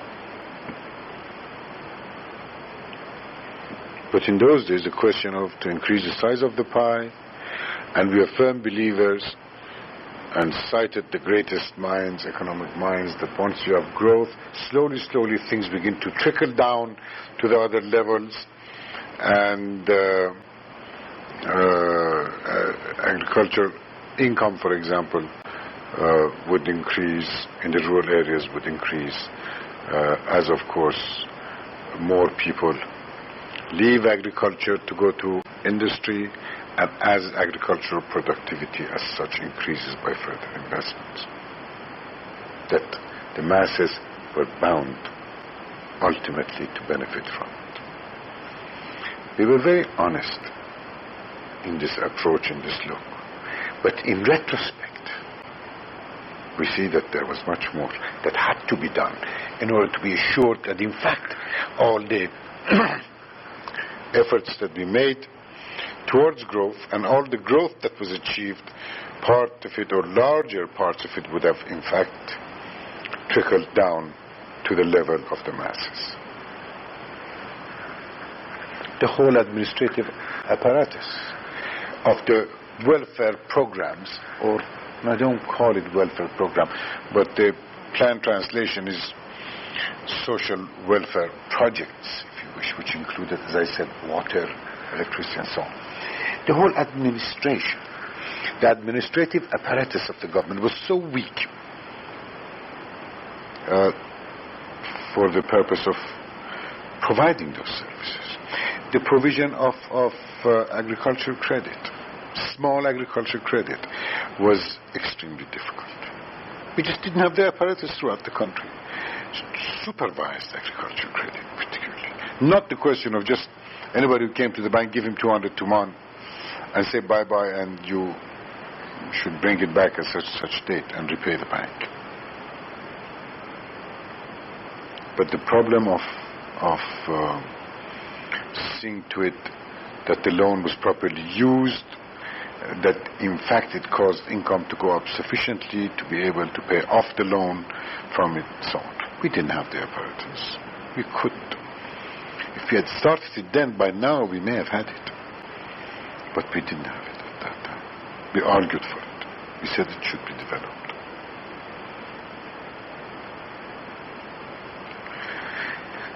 The whole apparatus of land reform program and what followed land reform certainly should have been and could have been far more modern, far more organized, far better suited to the needs of Iran than it were. If in fact we had those land reform, which in itself I think was successful, that is, as a law, was a certainly forward-looking type of a law. would have left much greater benefits. As it were, it combined with other forces that ultimately caused the fall of agricultural production, not only as a share of GNP, very sharply, but also in terms of agricultural productivity per individual. Lesser individuals who remain in the villages. Total output fell. Total agricultural output fell.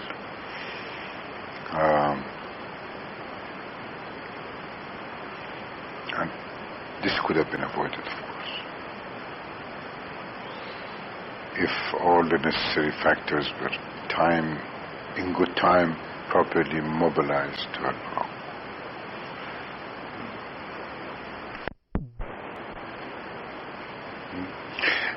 Perhaps I should backtrack and tell you still another important aspect of our work in the Economic Bureau, and at large, I suppose, in the plan organization. As I look back, one of the most significant things that we did was the training of a whole cadre of individuals, which included top-level people, such as myself, in the affairs of government. After all, we had all come out of university, and we were only used to the atmosphere in a university, which is not anywhere as disciplined as you would expect the work in the government to be. Certainly, the work at the university is never as structured as the work in the government. The need of working day after day from 8 o'clock and putting on your 8 hours of work was something we all had to get used to. Of course, some of our foreign advisors have done this for long, and we learned a great deal in this connection with them. Yet we had to keep a balance as well. I remember this distinctly, talking with my colleagues and so on. While I insisted on having a government discipline because we were receiving a salary, we were under contract, we were public servants, I still didn't want to lose that quality of university. I wanted to combine these two, if it were possible. And I think if anywhere in the government of Iran this ever happened, was at the Economic Bureau of the Plan Organization during those early years. I remember I insisted that everybody, this may sound funny now, while they were doing their work, if there was a gap in their time, if they were waiting between, they had submitted a report and waiting for the comments on the report to return or so, that they should read their Samuelson, not to forget their tools, not to forget economics as such.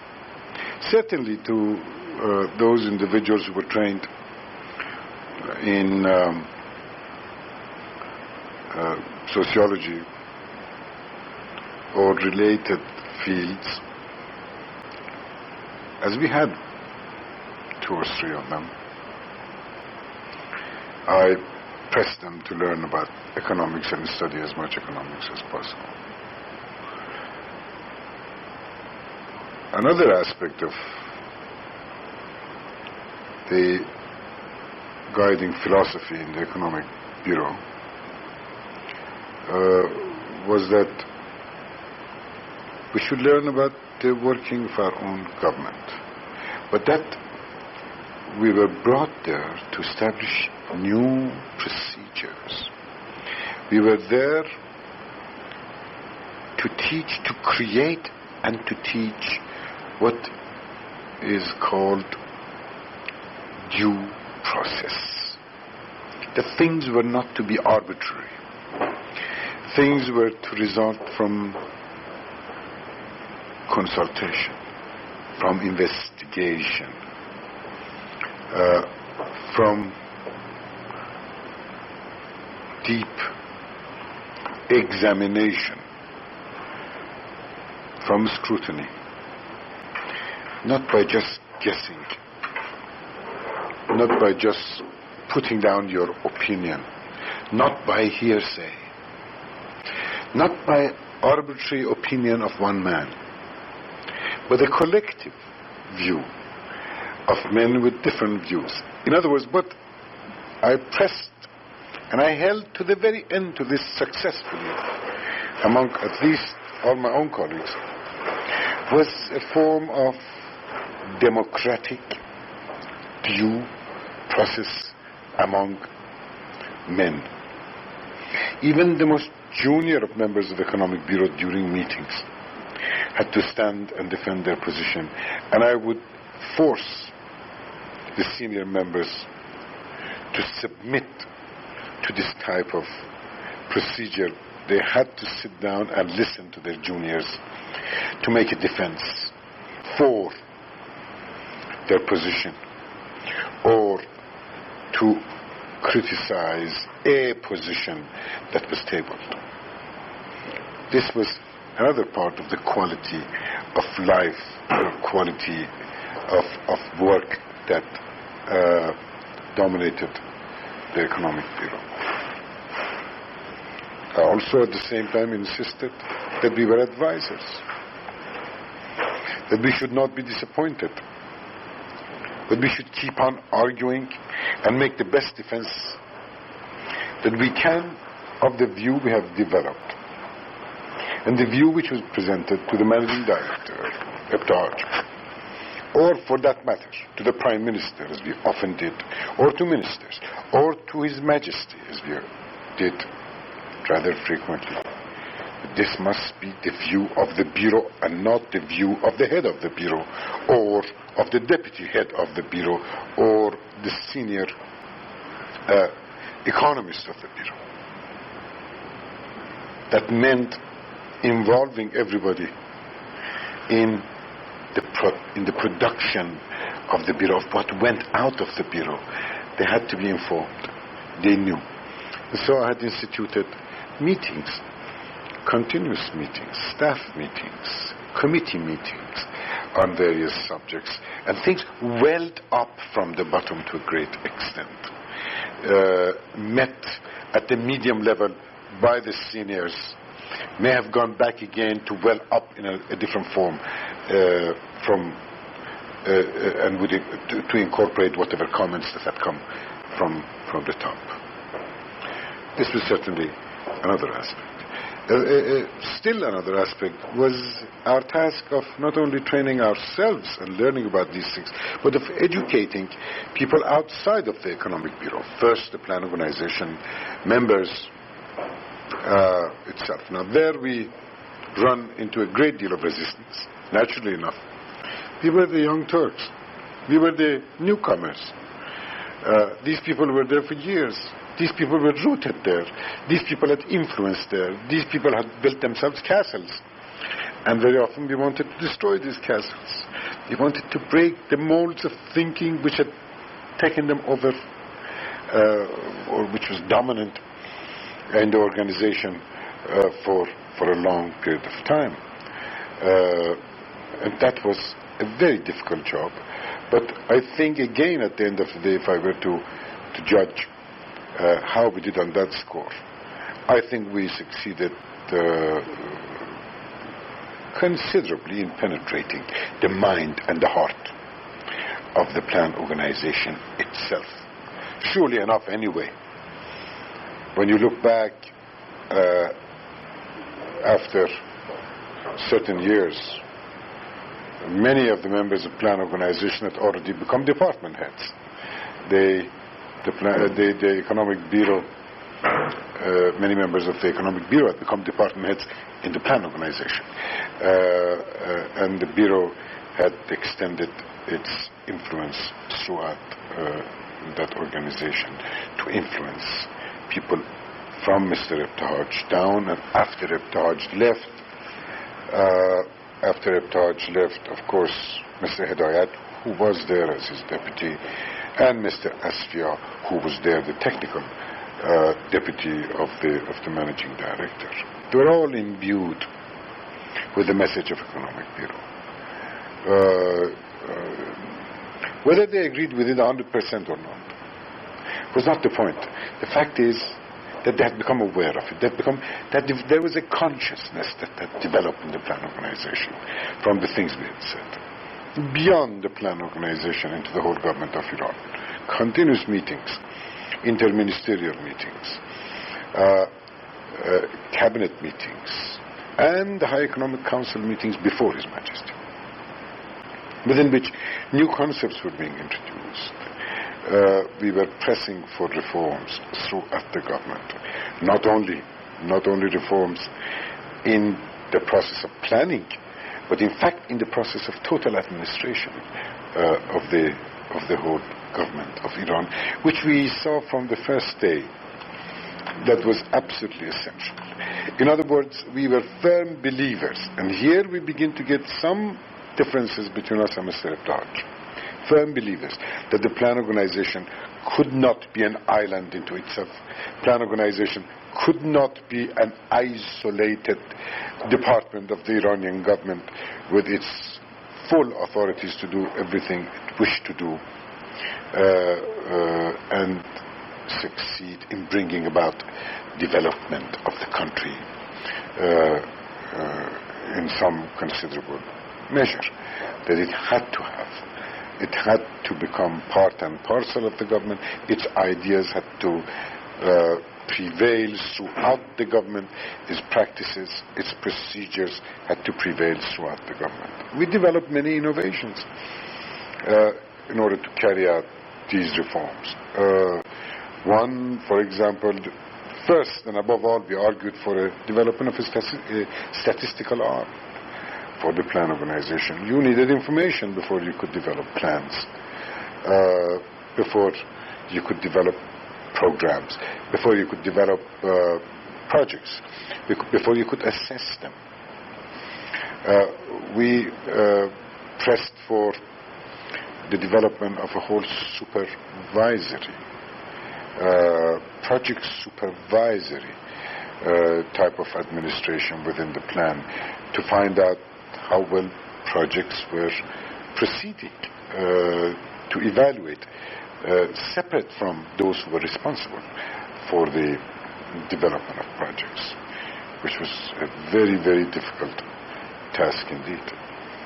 Then, of course, we talked about the need for having an administrative mechanism which would prepare the administration of the government ministries for the takeover of execution of the plan projects, which were all being executed at the time by the plan itself.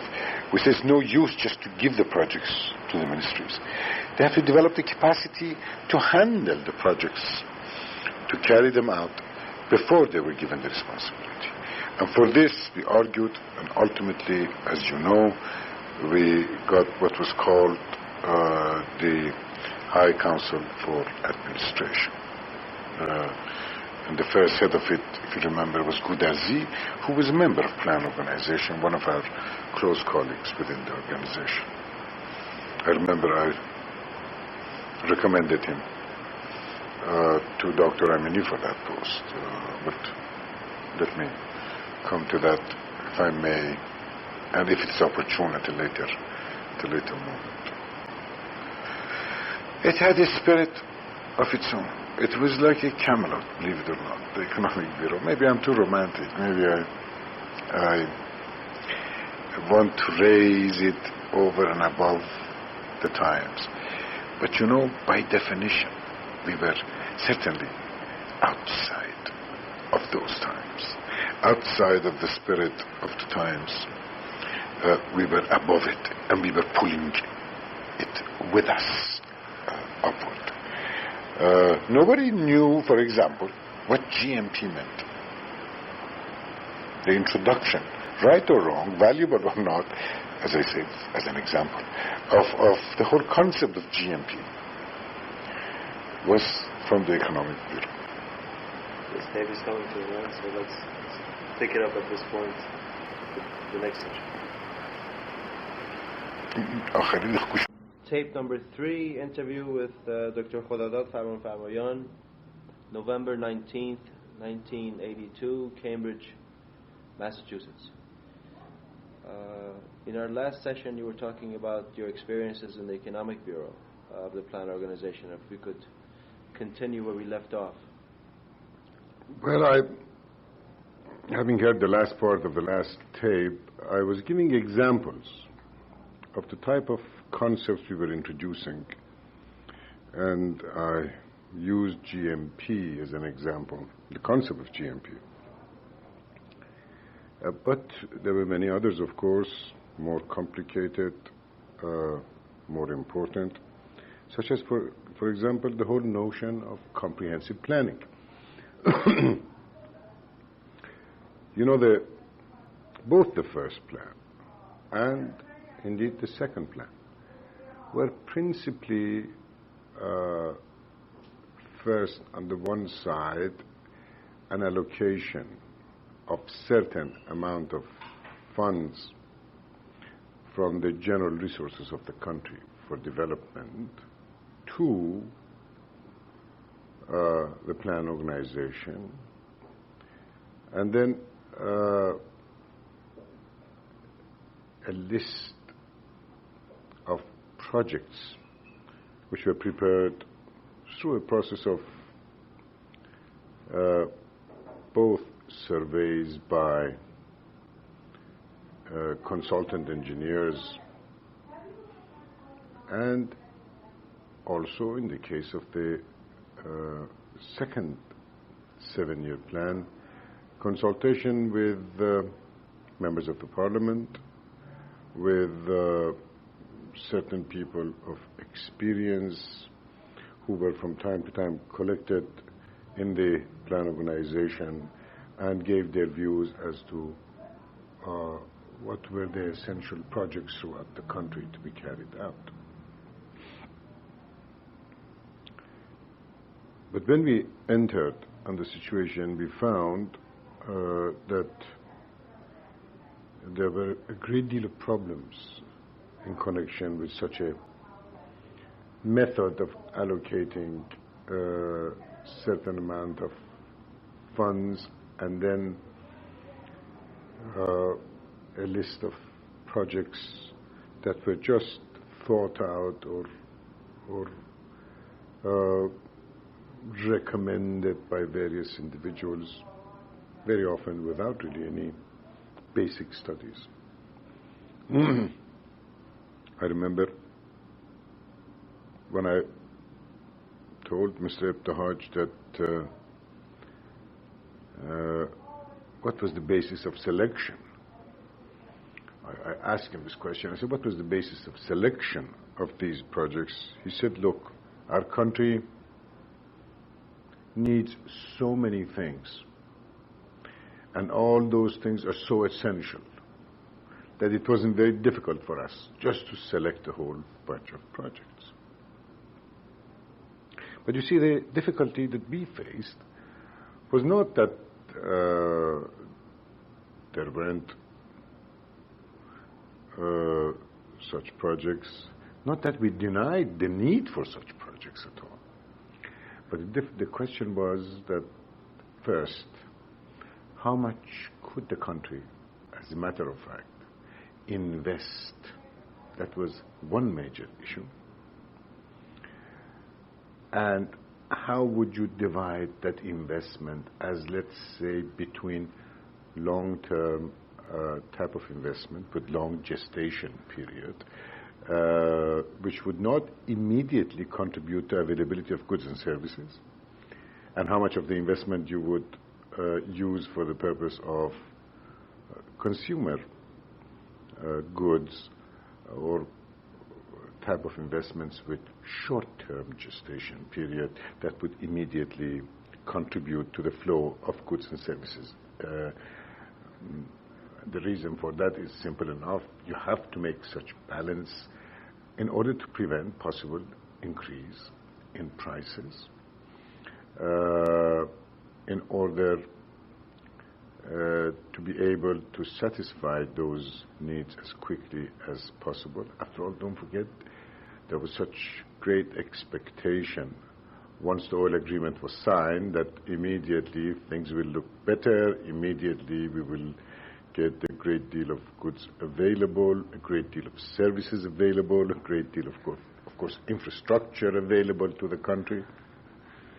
There had to be a balance of some sort. You had to sit down and think about that problem. There was, of course, a political implication in this too, public satisfaction.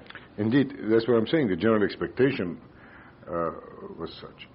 As it were, our suspicion at the time when we arrived, which is, as I said, 1958, was that a great deal of these projects were such that would not lead to immediate contribution to the flow of goods and services. What was more was the question of certainly as you invested these funds, there were secondary and tertiary type of expenditures which related to the basic investment expenditure. Capital formation brings with it the whole question of maintenance, for example. The whole question of having inventories. You needed investment for the purpose of inventories in addition to just direct, if you wish, investment in capacity and in equipment. Well, that had to be calculated. We had to know how much that was. We had to know the cost of maintaining of all these things. Then we had to simply allow for the overages that is resulting from inflation, which would have been caused by these expenditures within the economy. We had to have a notion. And above all, was really our foreign exchange availability from oil sufficient to carry out all of this? Was it going to run us into all these expenditures going to run us into shortages of foreign exchange?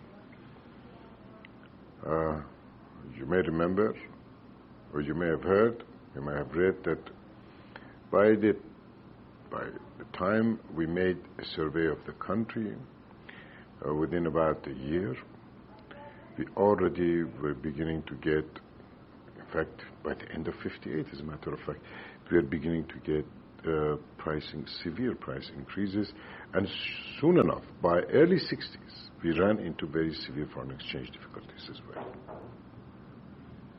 And of course, the famous stabilization program that we had recommended much earlier, long before the central bank needed to go to IMF for the standby arrangements with IMF and the use of quotas with IMF. Long before that, we had recommended that we should take some financial measures in order to prevent further deterioration of balance of payment and further increase in prices.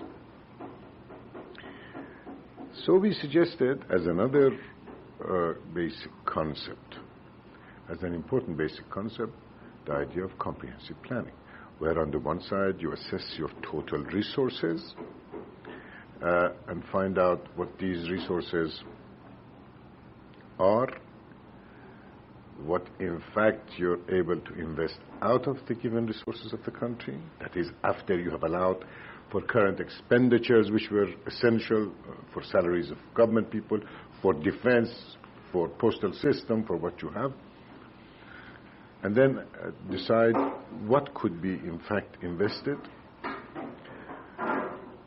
Then you decide what priorities you want to attach, what should be the distribution of the composition of investment, if you wish.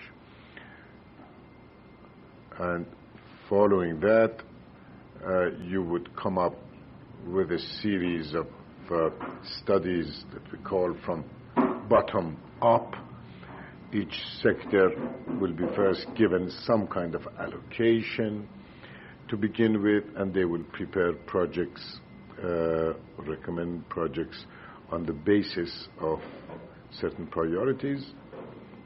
At the end of the day, you have your resources from the top, your estimate of resources from the top, your overall priorities of your overall targets, if you wish, or goals, such as growth, such as employment, for example, from the top.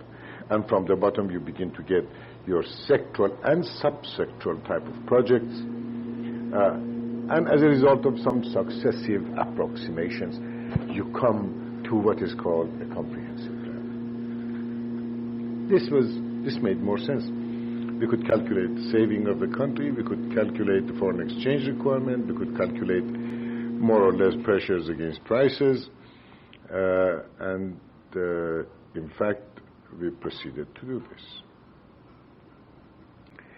Another difficulty which we faced, which led us to this approach, was the very famous difficulty which ultimately led to, as one of the reasons that led to Mr. Ebtaj's resignation later on, was the fact that every now and then the government would turn about and cut a piece of the fixed allocations from the old revenues to the plan organization. The plan organization was supposed to get 80% of the old revenues. And every so often the Minister of Finance would take a law into the Parliament or every so often the Minister of Finance would simply refuse to pay those funds and will simply tell the plan organization, you have authority to borrow, and go ahead and borrow from abroad. How much could we borrow? How did we know how much we could borrow? After all, to borrow funds from the World Bank, or at that time from DLF or AID, we had to negotiate. It was a long-term type of negotiations. You just didn't walk in there and within a few days borrowed funds. So it was extremely difficult for us to continue to manage the financial problem of plan organization. On the other hand, we had committed to the construction, to contractors,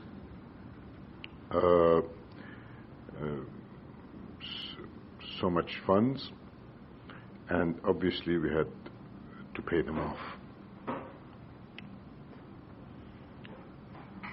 One of the notorious problems of plan organization was the shortfall in our financial resources as compared to the commitments and the amount of contracts already signed by plan organization. I remember about 3 months before Mr. Ebtaj resigned in 59, early in 59. That's right, early in 59. We had already, with the help of the Budget Bureau, and at that time Mr. Siru Sami was the head of the Budget Bureau, we all worked together. We finally came up with total estimates of plans, commitment on projects. We found that the plan had committed itself, including the overages and the increased costs and so on, to 113 billion riyals. Now, legally the plan could only commit itself to 87 billion riyals. The size of the plan at that time was 87. And here, the most amazing thing happened. I remember going to Mr. Ebtaj privately and talking to him about this problem. I said, Mr. Ebtaj, you cannot go ahead and commit the plan organization to 113 billion when you're only allowed to spend 87 billion. He looked at me and he said, when are you going to understand that if I don't commit those funds, the government will take away those funds and misspend it on military projects? banged on the table at me. But he knew in his heart what we were saying, and having been all his life a very correct person, having been all his life a financial man who believed that one's commitments should be equal to one's ability to pay, he had accepted the fact. And in fact, he instructed us to study the problem of revision of the plan. And we did this, and it came out in a very famous study, of which I think you ought to have a copy along with all these stories, and that's called the Review of the Second 7-Year Plan of Iran. So this whole concept of comprehensive planning was a very important concept that we introduced into the country. Now, comprehensive planning is something that requires a great deal of discipline, not on the part of one organization, that is the plan organization, but on the part of the whole government as such. This is the point I was hoping you would get. Yes, the most important, at least 3 organizations. 1, the plan organization, 2, the Ministry of Finance, and 3, the central bank. These 3, if these 3 didn't agree, if these 3 weren't convinced and had faith and on a determined basis to carry out the comprehensive plan and stay with it, it will never be a successful plan. As it were,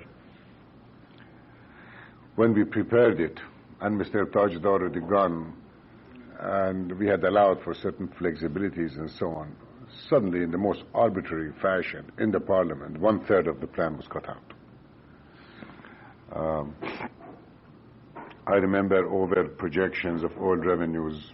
Mr. Behnia at the time was a little later on, after Mr. Taj had gone, of course. This is during Asfia, when Asfia was head and Amini was prime minister.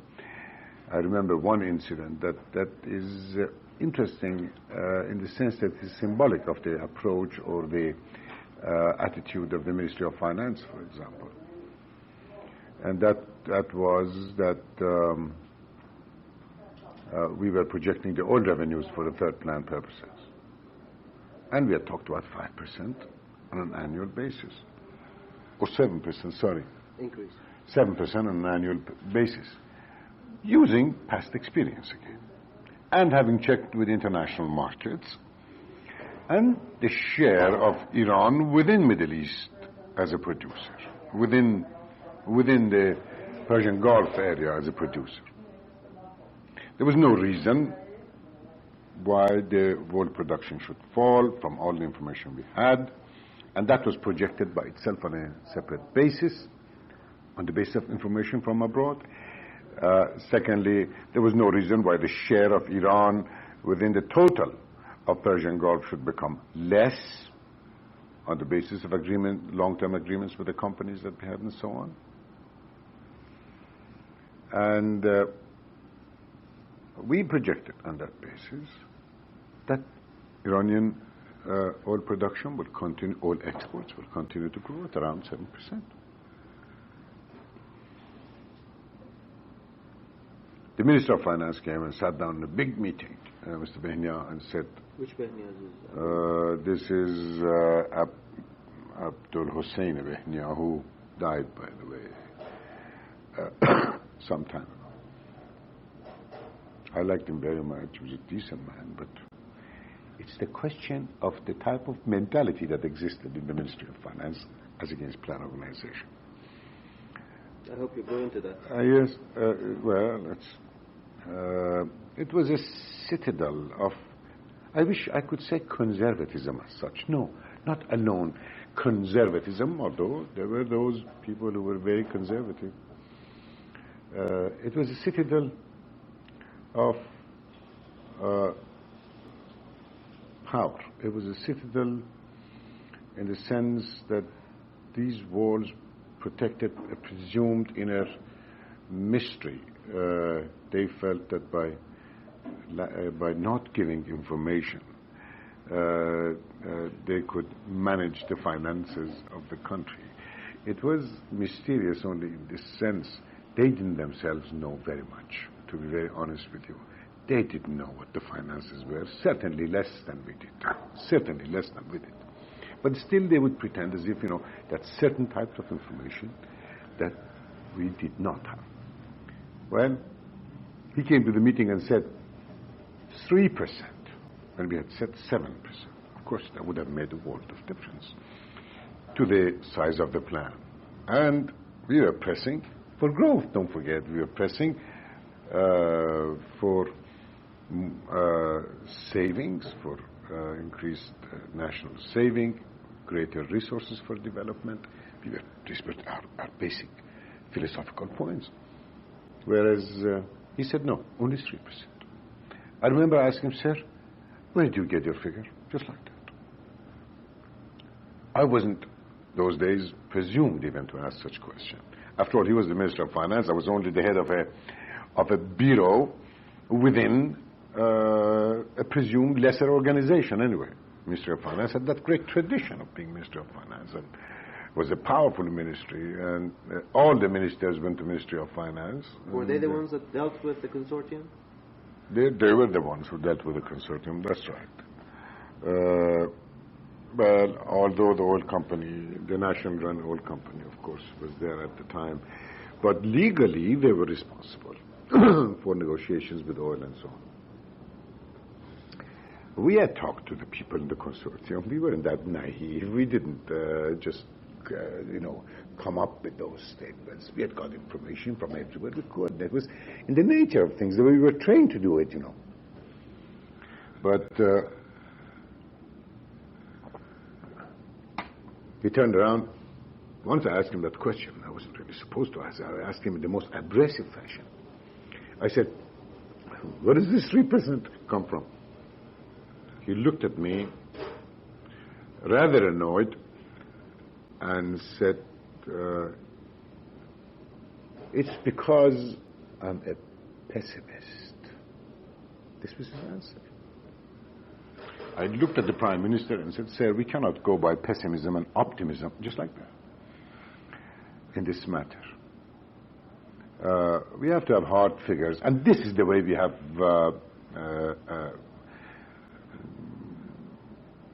figured out the 7%, and this is the basis of our calculations. Would the minister give us a similar type of approach? At this point, Mr. Baynier stood up and left. In the evening, he resigned. He resigned, and I believe, as he let it be known that he couldn't tolerate this type of attitude and this type of situation, that his statement should have been accepted on the face value and he should not have been questioned. This also goes to show you another aspect of the attitude of us as individuals and generally speaking this new group of sort of young Turks. We were not easily awed by positions, because after all we did even debate with the Shah himself. We debated with the Prime Minister. We were polite, to be sure. We weren't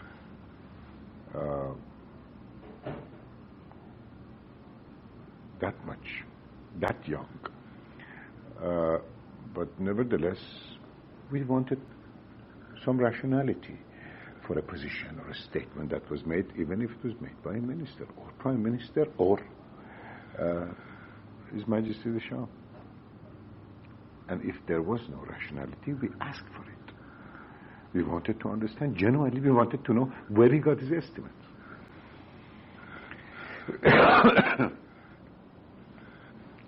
Well, that was by way of simply illustrating to you the nature of things. The position the difficulties of the Economic Bureau was not only within the plan organization. As certainly from the early period we entered into an organization which by statute was young, but certainly by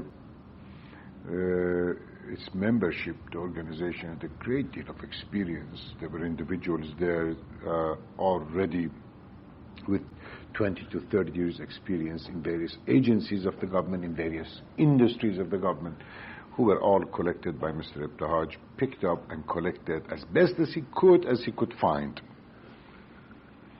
who had their own views about things, who had their own position on things, and we were sort of brought into this organization. It was natural that there would be jealousies. It was natural that people would begin to develop certain defenses against this young group of people, and not only the Economic Bureau, but certainly the other bureaus as well, such as Mr. Ibtihaj had brought in Gudarzi, brought in Sami. These were not at the beginning. I mean, Gudarzi was never a member of Economic Bureau. Sami at the beginning was head of Budget Bureau and later on became the head of Financial Division. Only later on he became deputy to me in the Economic Bureau. He quit a higher job to become my deputy because he believed in the type of work. He didn't need to. He believed in the type of work that was going on. There were others, Jawad Mansour, Karim Pasha Bahaduri, all these people, as you know, later became ministers and so on. But this group of young people were a threat to the people who had already stayed there, and there was this flood suddenly of younger people who were being appointed to higher posts. But through our attitude, because of continuous work, I noticed that after a couple of years, this problem within the organization was being solved and improving tremendously. Still, the problem remained outside the organization. Our relationship with the ministries, our relationship with the Prime Minister's office, our relationship with the Ministry of Finance, with Central Bank, and so on, this remained as a knotty, difficult problem. And it was simply because, after all, the plan organization was given all this authority. Don't forget, when the plan was set up, it was set up, it had its own resources, earmarked, 80% of our revenue. It had the ability, therefore, to disperse directly. It could hire consultants to study projects, or it could study it itself, the projects itself.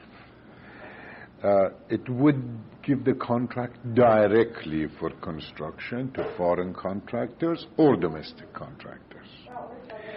It would be responsible for the implementation, execution of the projects. It could borrow from abroad. It was responsible for auditing. It was responsible for supervising. And in many cases, it continued to maintain many of those projects even after their completion, although it was understood that once they were completed, they would be turned over to ministries for operations. So the plan had the whole range. And the philosophy of this was to create, because they believed that Iranian total bureaucracy was so inefficient and corrupt, they thought at the very beginning, when they were establishing this organization, And this was Ibtihaj. This is the man who would argue this. Naturally, it was basically his concept, and he pressed through because he was just the toughest man that there ever was. I mean, he had no fear of anything. He had this belief, and he knew the Iranian government extremely well. After all, he had had 40 years of experience with it already, or something of this sort. So he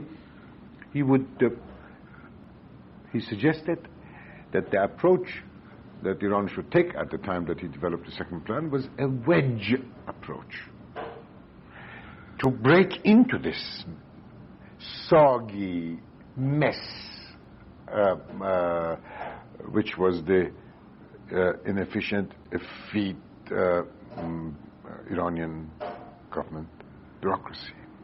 He said, unless you have a wedge approach of this sort, you cannot develop plans, and plans will not be completed, projects will not be completed.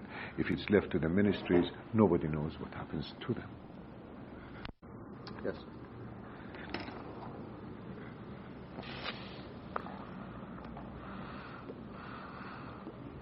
So there was tremendous jealousies by other ministries.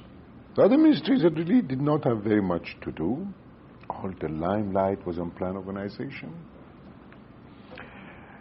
And those who labored in shadows, obviously, would be jealous of those who had the limelight. More so, it was not only a question of limelight, it was sheer power. And we know within bureaucracies, the question is distribution of power. No. People are people. They would not go by rationality alone. They would compete for their share of power in order to exercise it. And another phenomenon was that the ministers always said that, look, we are responsible to the parliament, and Ibtihaj is not responsible to the parliament. He is just the managing director, and how is it that he has all the power and we don't have the power? But there was also a basic philosophical issue involved in which we begin to interfere. Would these government bureaucracies ever improve if you never gave them any responsibility? That was a question that I personally remember again raising with Ibtihaj, not myself, others as well, raising with Ibtihaj, saying, sir, there must be transfer of some projects to the ministries and then proper supervision or auditing at least, or information gathering. Let them make their mistakes. God knows we have made enough mistakes in the plan organizations. Let them make their mistakes, but give them some responsibility. Let them carry out those projects in order to slowly learn about these new standards, about the method of carrying out these projects, how to do it, and how to give accounting of projects and so forth. Ibtihaj wasn't at all convinced. He said, I'll do it when they improve. But then the responsibility for improvement was on somebody. So as I mentioned earlier, we came to evolve a concept. Along with comprehensive planning, we said that by the end of the third plan, that is, from the time we were talking, it would have taken 6 years. By the end of the third plan, the goal is to be able to transfer the implementation, the execution of projects to the plan, to the ministries. Leave the plan with the planning function, the preparation function, the design function, the contractual function. While we were doing this, we had all kinds of fears, of course, that if we did give that, soon enough they'll take the power of the purse away as well, and the plan would become absolutely nothing, and nobody in that country would ever have paid attention to the plan. Plan would have become a piece of paper that nobody would have even read, nor the ministers would have even read. And they would proceed with their funds and the projects they liked and the way they liked to approach it. We had this great future. So we were torn between these two concepts. Shall we give all the power of plan organization, all the power of execution, that is, to the ministries, and then what will the plan be left with to be sure that a plan is carried out, to be sure that the plan has some teeth? Because the teeth was in funds, remember this, in funds and in execution. That's where the plan could exercise a great deal of power. So I evolved in this, I say I advisedly, because I was alone, absolutely alone, at the beginning. On this issue? On this issue that I'm going to tell you. I evolved, I turned around and said the total budget of the country must become located in the plan organization. What was it at the time? This is 61. This is just before the final approval of the third plan. This is Dr. Amini's government I'm now talking about. So I'm talking about 61, I guess.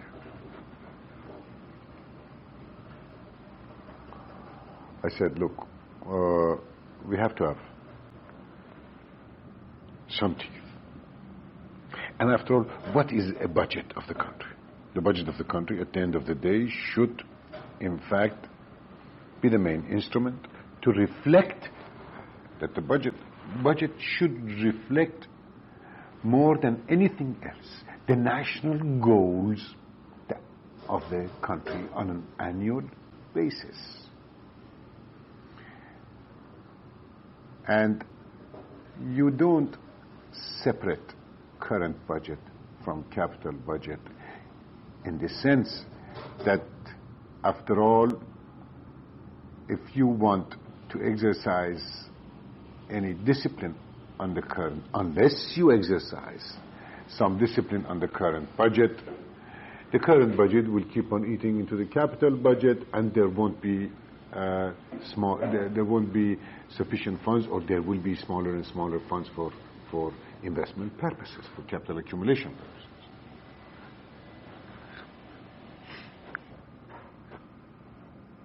As soon as I said this sounded like a bomb, a big bomb, of course. You know.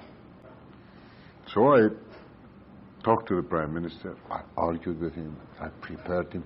I had already introduced the concept to him long before he became Prime Minister, I mean 6 months before.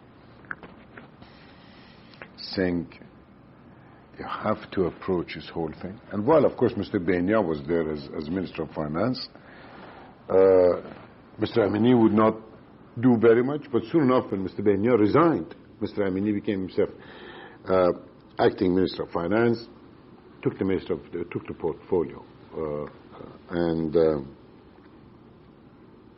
he agreed with me and told me to prepare a bill that will be taken to the Parliament to transfer the budget function from Ministry of Finance into the plan organization, along with, of course, the execution function of projects to be carried out to the ministries. He understood the balance. He understood this balancing act that I was doing. And he supported it. In fact, 1 year's budget was all, as a matter of exercise, carried out inside of the plan organization. Even the preparation of the current budget was carried out inside the plan. He instructed the whole of the budget organization, the Ministry of Finance, to come to plan. And I remember I chaired all the meetings with the staff of the ministry, and we wrote the budget for that year.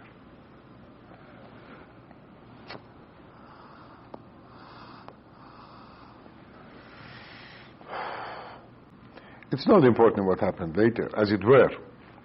just to, as a matter of history, let me simply say it. About 3 months before Dr. Amini resigned the Prime Minister, because of many other reasons, including his differences with His Majesty over military expenditures. His position was visibly weaker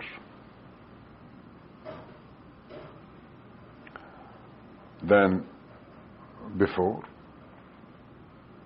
I approached him with a draft bill,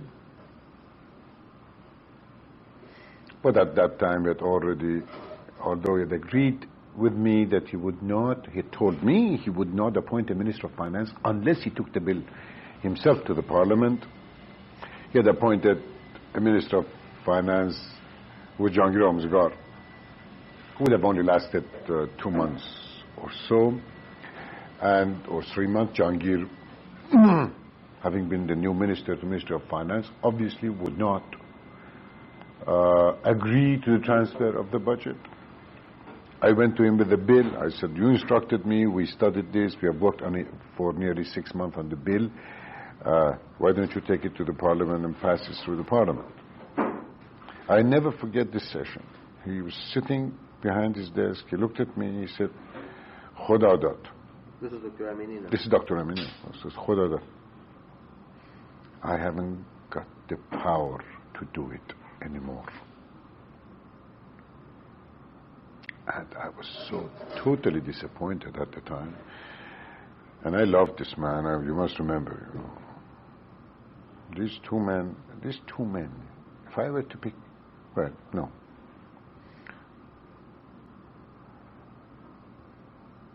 Yeah, I guess so. At a very high level, these were just the two men that I have never forgotten during all of my career. One was Ebtahaj, the other was Amini. And I loved this man. He was far more of a politician than Ebtahaj, of course, Let me talk about that perhaps at a later point when we talk about these characters. We pick them up individually, and I'll give you my views on them separately. I'm mixing concepts with persons and so on. I don't wish to do that. Anyway, Dr. Amini said, I haven't got the power. And I was so disappointed. I stood in front of him and I looked at him. I said, well, if you haven't got the power to carry this out, then I will not work with you anymore. You must understand the circumstances. You must understand the situation, the disappointment that I felt I had at that time. It was deep disappointment. I consider this as one of the greatest reform acts in the country, for the budget to come to plan organization and for execution to go to the ministries. By the way, I forgot to say this. Let me introduce it. It has to be introduced into this discourse. We called the first approach we cushioned as the wedge approach. That was the Ebtahaj's approach, cutting into the mess of bureaucracy. The second approach, we called it the frontal approach. Frontal attack on all ministries, that is by giving them responsibility and giving them the job to do and supervising it and auditing it for them to improve on a balanced. Or, to put it differently, the wedge approach was a sort of a strategic approach, if you wish, in terms of organization, not in terms of development as such. And the second approach was balanced approach, if you will. Frontal balanced. Anyway,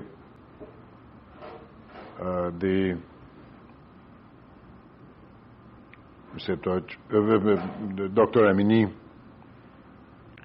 said, I haven't got the power and you should continue to work I said, I don't want to work when the Prime Minister of the country doesn't have the power to carry out what he himself believed in and what he himself instructed to be done. And I resigned. I have never forgotten Dr. Amin. He was very sick at that time. He had actually fever and was sitting behind his desk. And I saw tears in his eyes. I have never forgotten this. I saw tears in his eyes. Anyway,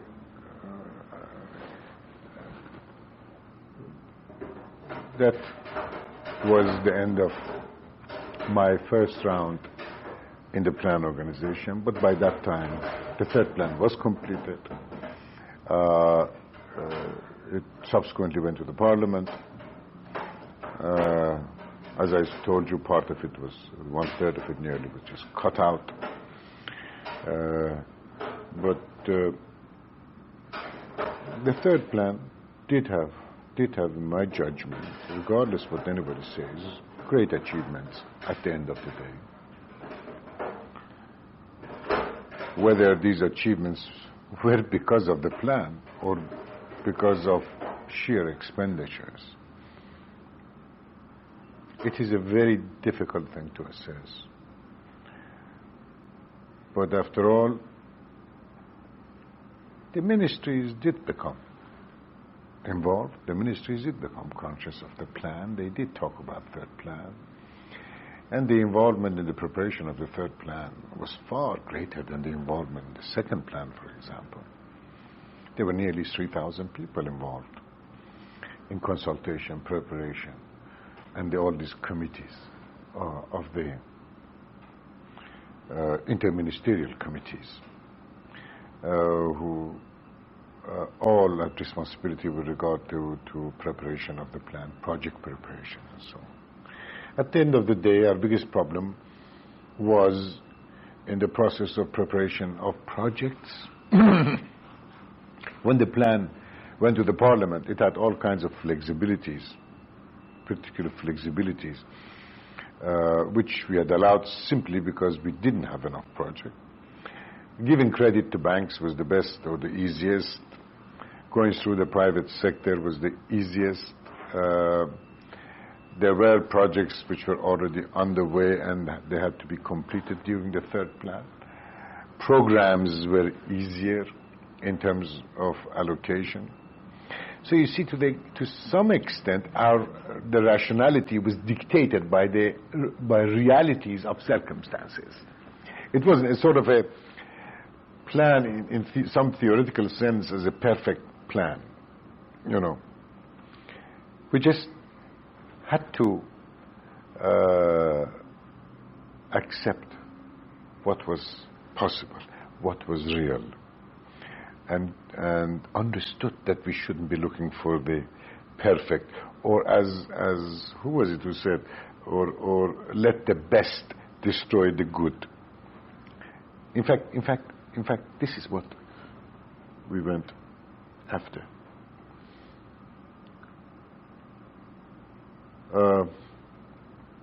Let me now, I've brought you to this point of third plan and some of the highlights.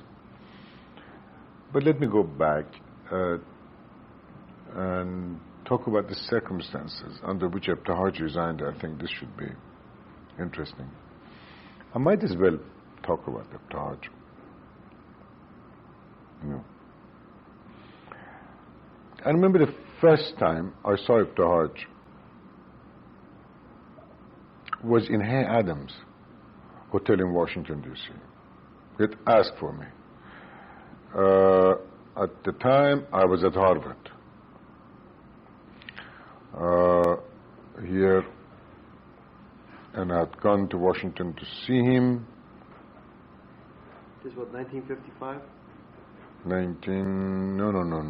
This is 1956, I believe. 1956. Yeah. Because 57 I went to Princeton, that's right. I was here until summer of 57. 55. I started here September 55 and stayed on until September 57 for 2 years before I went down to Princeton. So it must have been either 56 or 57, early 57. Because the summer of 57 I went to Tehran on Ebtaj's bidding to have consultations with him regarding the Economic Bureau.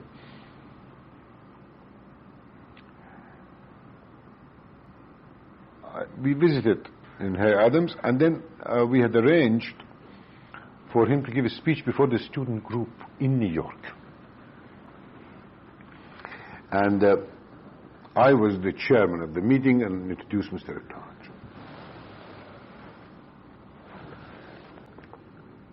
In those days, of course, we were so young and so full of ourselves, we thought that we are the greatest and that there couldn't have been any of the previous generation who would have understood things or spoke languages as well as I did, as well as we did, and so on.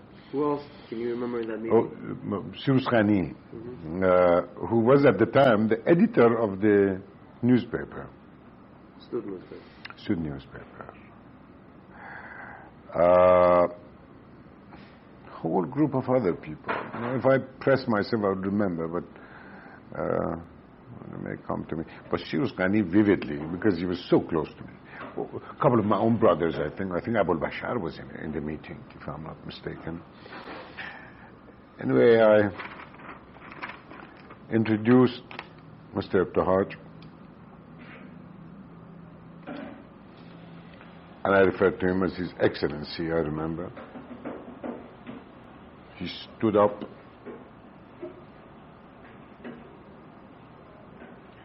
and thanked me very briefly and said, I want to make it very clear to you that I am not an excellency. This is the way he started. And then he proceeded to give one of the most immaculate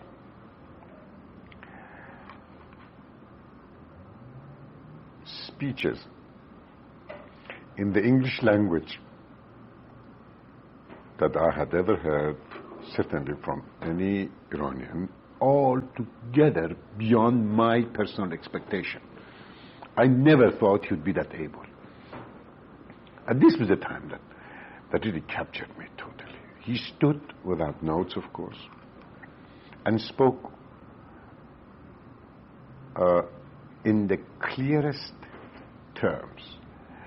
When he spoke, you knew where the commas came in and where the full stop was. His sentence structures were perfect. His tenses and syntaxes were perfect. I have rarely, with one exception that I saw afterwards, saw anyone, even to this date, as able as this man in speaking English. And I was totally shocked because I had learned already that Ebtaj's formal education was only to the level of a BA from Beirut. This shows, this is symbolic. In my judgment, always that sort of thing is symbolic of the man's perseverance, of the man's intelligence, of his zeal to reach perfection. Anyway, he gave a very good account of what he was doing, what Iran needed, and he kept on repeating that Iran needs development. And at that time, he introduced me to a basic tenet of his thought, which was, he believed that once you raise the standard of living of people through deliberate economic development, all these political problems, corruption, inefficiencies, jealousies, he was referring to them, will be wiped out from their awareness, from their conscience, from their character, if you wish. That as the standard of living went up, people would become more straightforward, more cooperative, and that you would get true social, political change from the development of the country. An issue which has been the subject of, tremendous amount of work throughout the world, whether it is economic development which bring this, or whether it is, in fact, whether it is certain other characteristics which makes economic development successful. This is something which has been debated and is being debated today.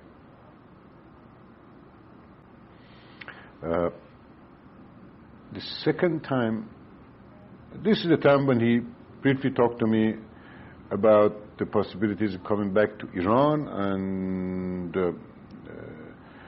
told me about his plans to discuss with the World Bank, and asked me my views about which university he should be connected with. He had a friend who worked with Eisenhower by the name of Richfield, who was chancellor of Pittsburgh University or something. And he had asked, maybe I mentioned this already in the first tape, I won't go into it too much. Anyway, he asked me what I thought of Pittsburgh. I said I didn't think Pittsburgh was the best choice. Pittsburgh, at least I didn't know that Pittsburgh had any experience with this type of thing. What I knew was two universities rather well. I had great respect for the two departments of economics in these two universities. I knew they were not only in theory but in experience.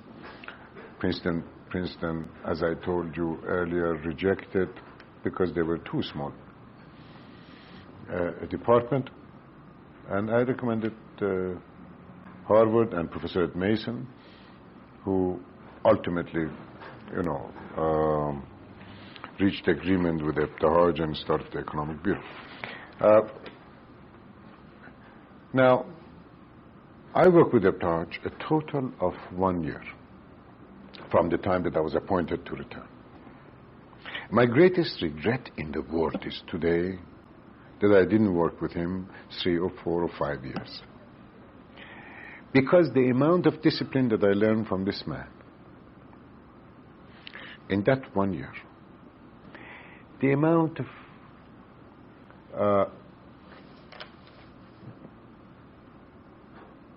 what shall I say, honesty that I learned, I mean intellectual honesty that I learned, or at least to me, he was a symbol of intellectual honesty. He was a symbol of discipline. And more than anyone else that I've so far seen on the Persian political scene, he had the courage of his conviction. I had seen very few people during all of my experience who would have the courage of their convictions. Ibtihaj was one of the few people who had the courage of his conviction. Can you give a couple of examples of what you saw him do? He would stand against the whole of the Senate in a private session. He couldn't as a minister, for example. When he had heard that, for example, the Senate or the Parliament was manipulating, or joint session, or the Parliament alone were manipulating to get part of the funds cut from the plan to be given to others, or they were agitating. And don't forget, there was a great deal of this agitation in the Parliament, in the Senate, in all political circles against Ibtihaj, against the plan organization, and so on. He would stand in front of them, and he would openly tell them they're wrong. He would patiently go through his reasoning, explain to them what he was doing time and again, but he would not budge 1 inch. He stood to his guns to the end. There's a famous story that I didn't witness, of course, but an old man there who was at the time assistant to Ibtihaj for personnel. But later on I confirmed this story. Apparently General Zahedi, who was prime minister when Ibtihaj came, wanted something. Ibtihaj refused and stood his ground. He had the authority to refuse. And Zahedi was the man, after all, who brought the king back. I mean, after all, the man was prime minister and a general at that. You know, he was tough too. I mean, he wasn't going to just back out. Zahedi sends a tank with soldiers to plan organization. This is a known story. And Ibtihaj stands his ground, calls the Shah, and said, I just want you to know the prime minister will send a tank and so on to the plan organization and so forth. And apparently the Shah intercedes, and the tank is withdrawn and Ibtihaj is left alone. He would go that far. Of course, the greatest example of all that I have seen about the end is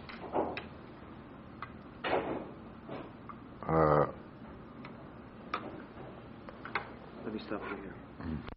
Yes. Perhaps, well, anyway, Doing a best example. I am a great believer.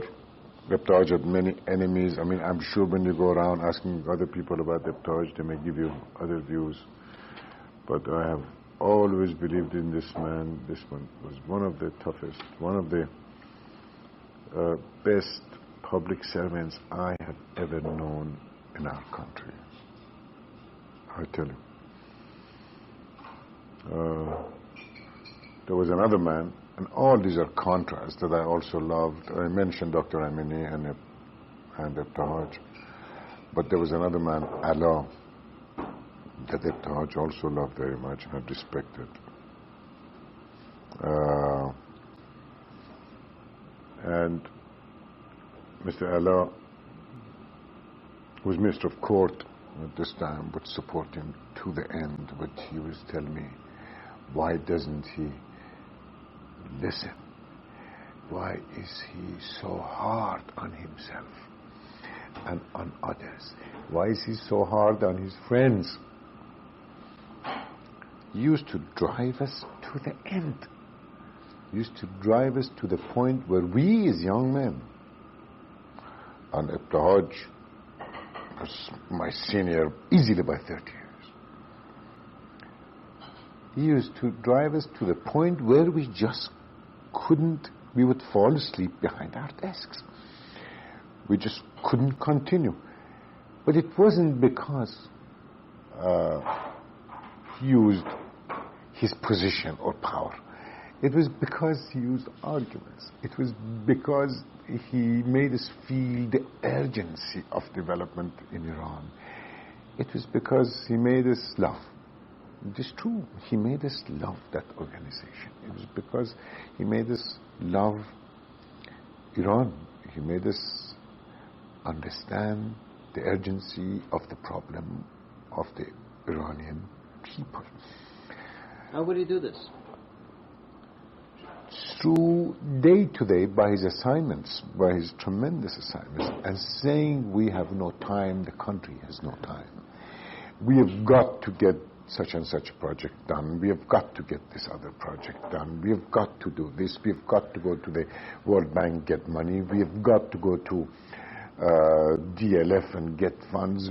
Constantly he was driving us. There was no end to action. As I have written elsewhere, He had no time for contemplation. He had no time for speculation. Only action. We moved forward constantly. This was the energetic, amazing individual that I have seen. He was as black as Eugene Black in the board. No, dear, just. I didn't know who took. I knew you took Black, but I didn't know if you took clear. Eugene Black in the meeting of the board of directors of International Bank referred to him, and this leaked out as a live wire. A man who has got great convictions. I read that. I read this. This was one of the directors of the executive directors of the bank brought out this statement of Black from the meeting when he talked about Ibtihaj as a person. She was highly respected by people like John J. McCloy, people like Eugene Black. They thought the world of him. They thought of him as a man of great substance, as an equal. That is what's interesting. That's what I want to point. And God knows he was equal to anybody in this world that I have known. I mean, there was no question of, he was equal to any administrator. It doesn't matter where he was. If Ibtihaj was in America, he would have been either Secretary of Treasury or I don't know, maybe he wasn't that much of a politician, but he would have operated the biggest corporations in America. In my judgment, he would have come up to it. He had no problem. And he had such an eye for figures and accounting. He never missed anything. Don't forget his training in banks. He would look at a whole bunch of figures and put his finger right on one and say, this is wrong. And we all were amazed, all young people who just out of university with our tools very sharp. They would say, no, it isn't wrong. And sure enough, as sure as I'm sitting here, he will prove to us that that figure was wrong. How he saw it. And he never was pretentious. He never sort of shook his finger to us afterwards, saying that you know who I am. No nonsense like this, But he was just some kind of a genius about figures. I have never seen anyone so exact. He just read reports, and God forbid, any mistake, whether it was in the text or in the figures used, he would never miss. Let me give you an example of this, by the way, which is the most interesting. One day he had asked me to write a letter to some high-up character. I forgot, he had been to a meeting, and he wanted a very good text. That's why he asked me to write the letter. So I sat down and wrote the letter. I knew by then what type of character he was, and I wanted to make damn sure that there were no mistakes in this letter that I was writing for him. And he had given me his paper. It was nicely typed on his paper. Now, before I would type it at the end, I also gave it to one of the Harvard advisory people to read it, specially for any mistakes that was. And he said, that's fine, there is no mistake. After it was typed, I reread it again. So I came to his office, and at the door of his office there were several people. We had a meeting with him. All American educated, English educated, collected there of this young group, waiting to go in. But I went in advance to give him this letter. This letter was 2 paragraphs only. I put the letter in front of him, and he read the letter. He signed it. He said, are you sure there is no mistake in this? I said, I'm certain, sir. He said, yes, there is a mistake in it. I said, sir, it's impossible. I never forgot this. And sure enough, he put his finger on the mistake. I'll tell you what it was later. I brought the letter out, but the mistake was such that could be corrected. And I apologized to him duly. He said, please correct it and send it because he had already signed it. I brought the letter out to this group who was standing at his door. All of them spoke good English. They were educated in the best universities and so on. I said, gentlemen, I'll make a bet with all of you. In advance, I tell you, there is a mistake in this letter. Will you please find the mistake for me? Every one of them read the letter. None could find the mistake. The mistake was very simple. I had written so and so Esquire ESQ. I had not put the dot after ESQ. You know, when you abbreviate, you put a dot. I mean, he was that exact. He has been well known for this, of course. That exact.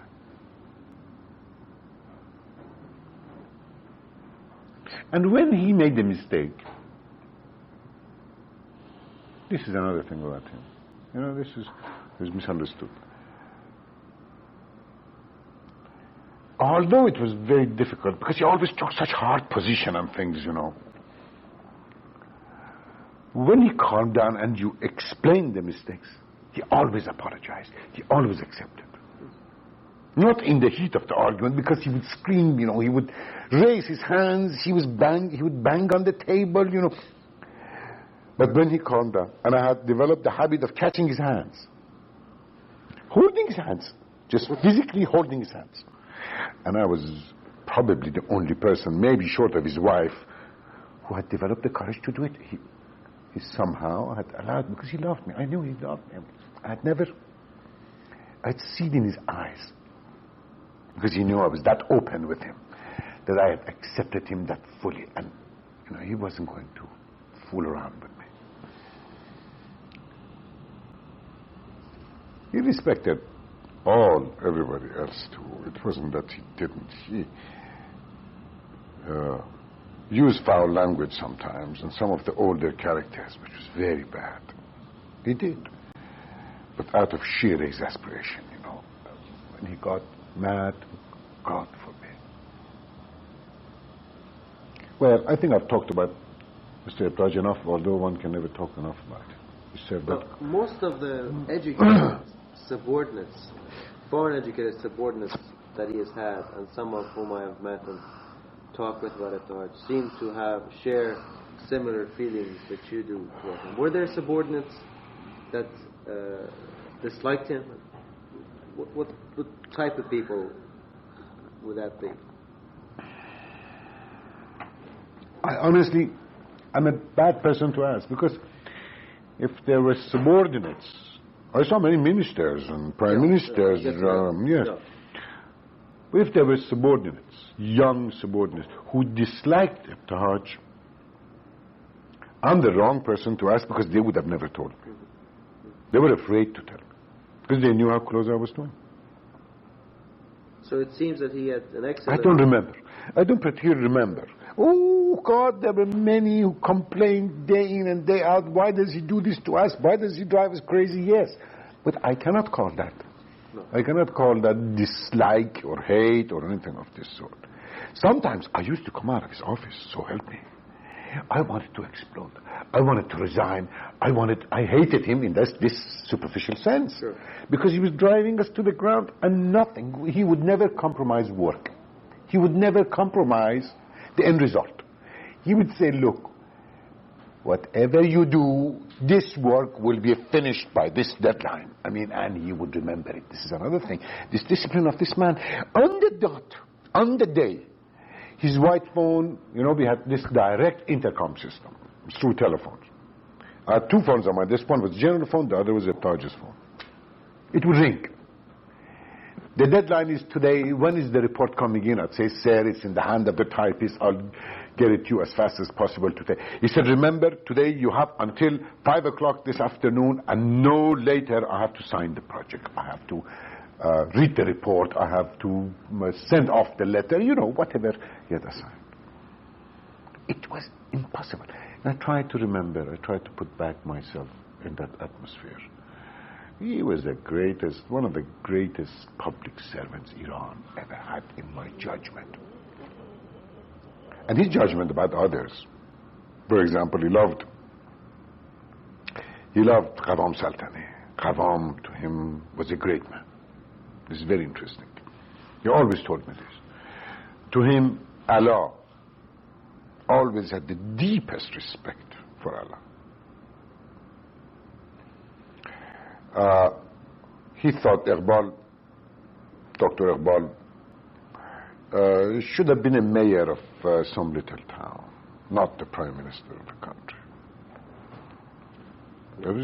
He never believed in the man. He didn't have the slightest belief in the man. Amini, he always told me, he was a friend of Amini for 40 years, close friends.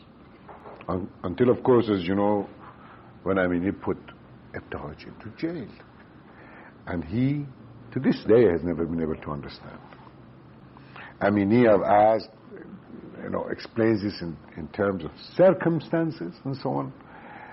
Ibtihaj says, no, he knew me for 40 years. And he put me to jail as an excuse. It was as an apology to the king. It was a pretext. There were no substance to it, as it was indeed proved, as it was shown, because the whole thing was ridiculous. Maybe you can go into that, the circumstances, resignation. Well, let me go to resignation. We knew a week, 10 days before resignation, that things were looking bad because there was a great deal of going-ons in the parliament and so on against him. Great deal of representation by Prime Minister Iqbal to the Shah against him, by various ministers. And they coined the word, referring to plan organization as government within a government.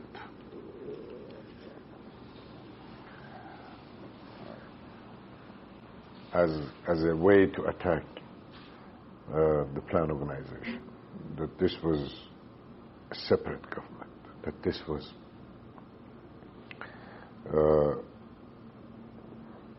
some super government agency, and you cannot have a situation like that in a parliamentary monarchy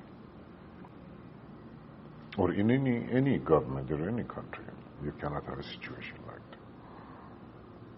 that.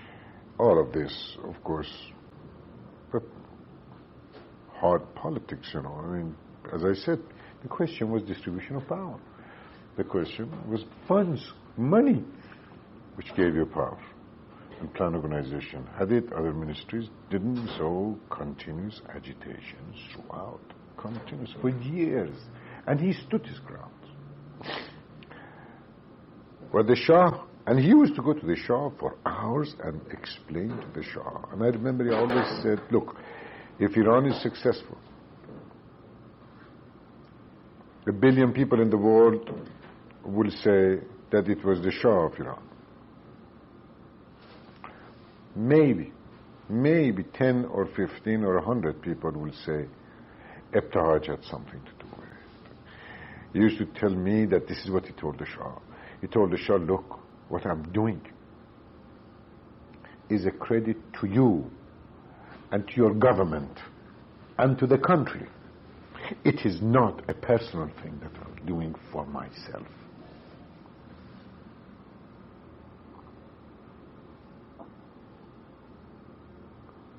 Well, the situation was getting bad. And but I remember there was a great deal of talk about the Taj going in the various political circles. Everybody was phoning us, asking me whether or not the Taj is going to stay or go, what's going to happen, this type of thing. Well, one day we were called into his office, within that last week or 10 days. And he told me Admiral Radford is coming here with some of his companions. I knew them all. And I want you to come to this meeting. Who else do you think should be in this meeting? And I recommended the chief of the Harvard Advisory Group, Mr. Hansen, and Dr. Moghadam. He said, all right, this afternoon, if I'm not mistaken, or this morning, or tomorrow morning, or tomorrow afternoon, at around so-and-so, you'll be right here, because the Admiral is coming here to be briefed. Admiral Radford is coming here to be briefed on development. Admiral Radford at the time was the Joint Chief of Staff of the United States under Eisenhower. This is 59. And had come on a very special mission to talk to the Shah, to see Iran on questions of development and military, but principally military. As if Taj was aware, we were not, of that his principal activities or principal discussion with the Shah has been concerning military and military expenditures. Well, after Radford came in with two of his colleagues. One was George McGee, at the time, if I'm not mistaken, Undersecretary. The second one was Kenneth Iverson, who I used to know him as the Ford Foundation representative at the very beginning when Economic Bureau was being formed, and now Ken Iverson was had something to do in the State Department also. George McGee's main function was oil, by the way, or not main function. One of the functions of George McGee as Undersecretary at the time was oil.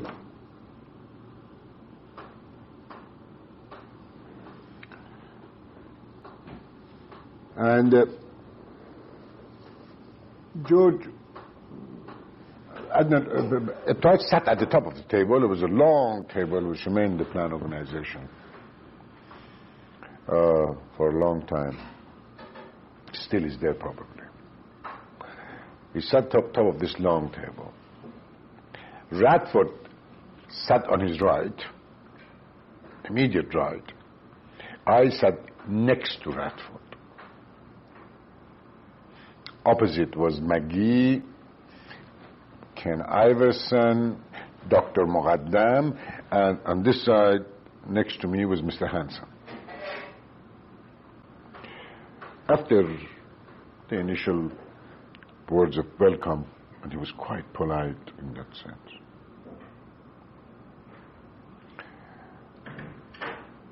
Admiral Radford started by saying that I'm here to examine the military requirements of Iran and to talk to various authorities about it, and to look into Iranian development requirements and talk to you and be briefed about what is going on.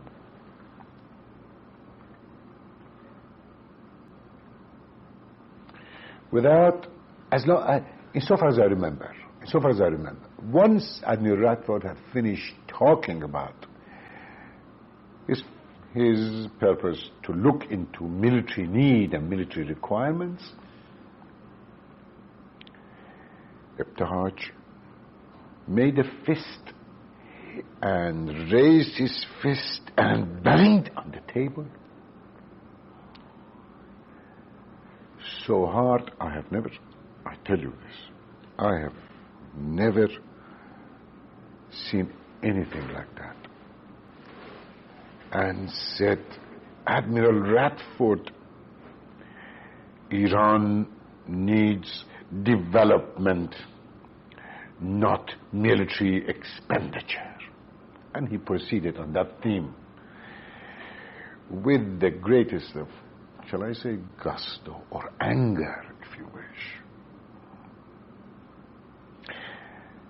Saying that this government doesn't understand these problems, referring to the Iranian government, saying that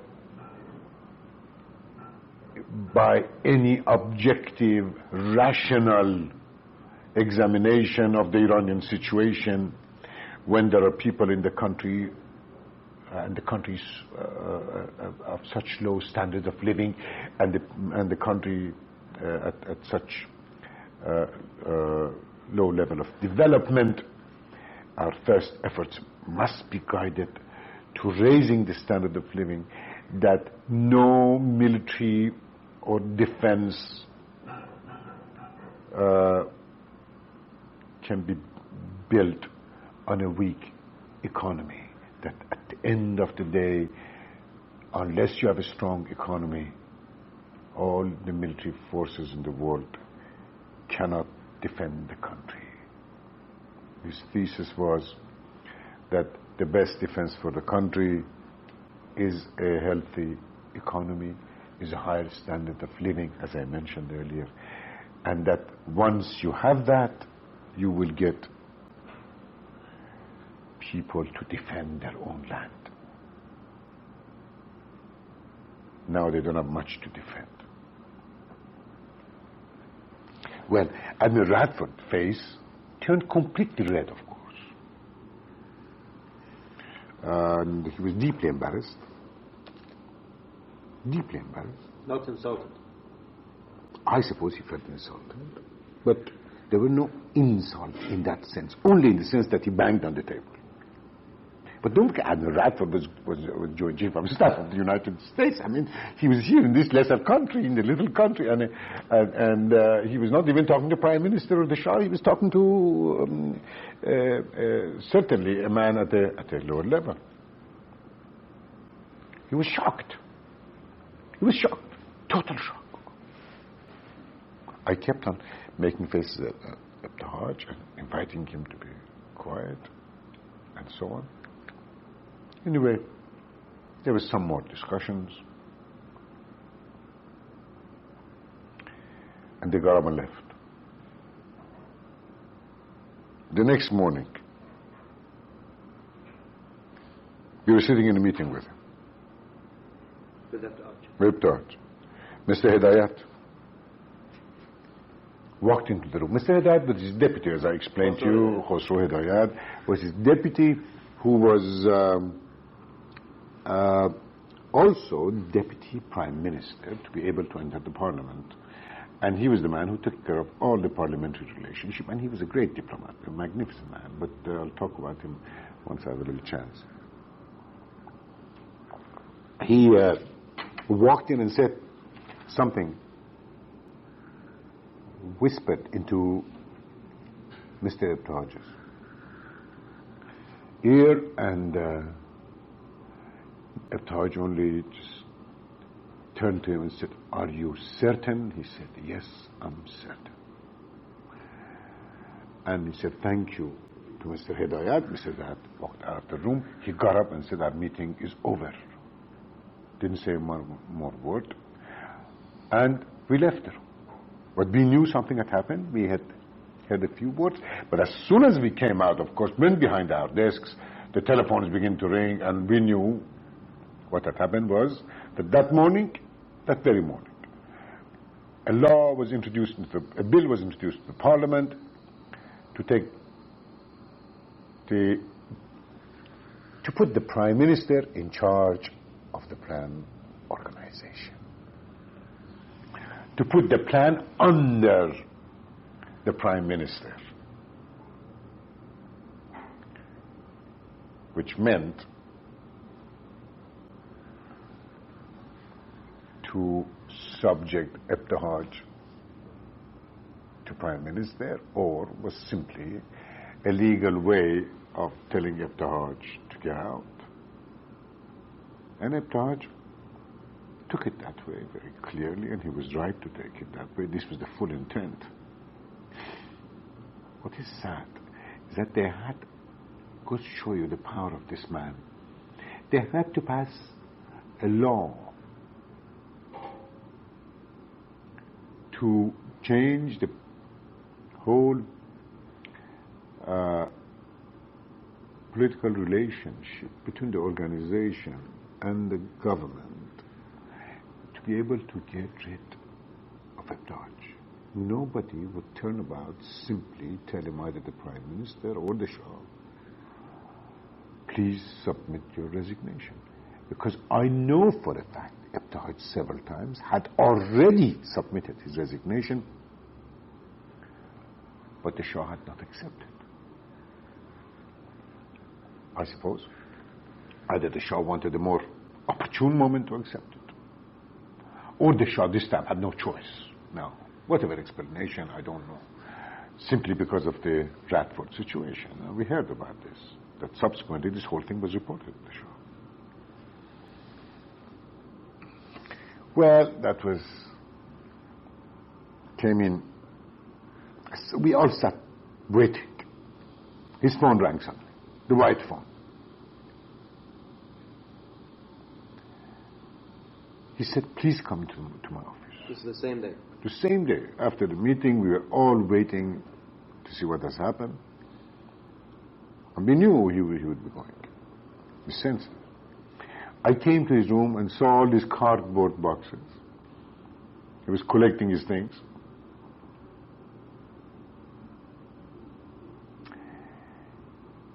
He said, why didn't you tell me? I didn't know what he was talking about. He said, why didn't you tell me? I said, what, sir? He said, I never signed your order to become the head of Economic Bureau. My employment, the rate, the what do you call, the paper on which you receive your assignment, and was to be signed by the head of plan organization. I said, what do you remember at that time? No, wait. Because he had asked for all the outstanding things to that day to be brought to him for signatures. Among things was my employment, the writ of my office. Your appointment too. Yeah, my appointment. I said, sir, I didn't even think of it. I didn't even need it. He said, I apologize to you.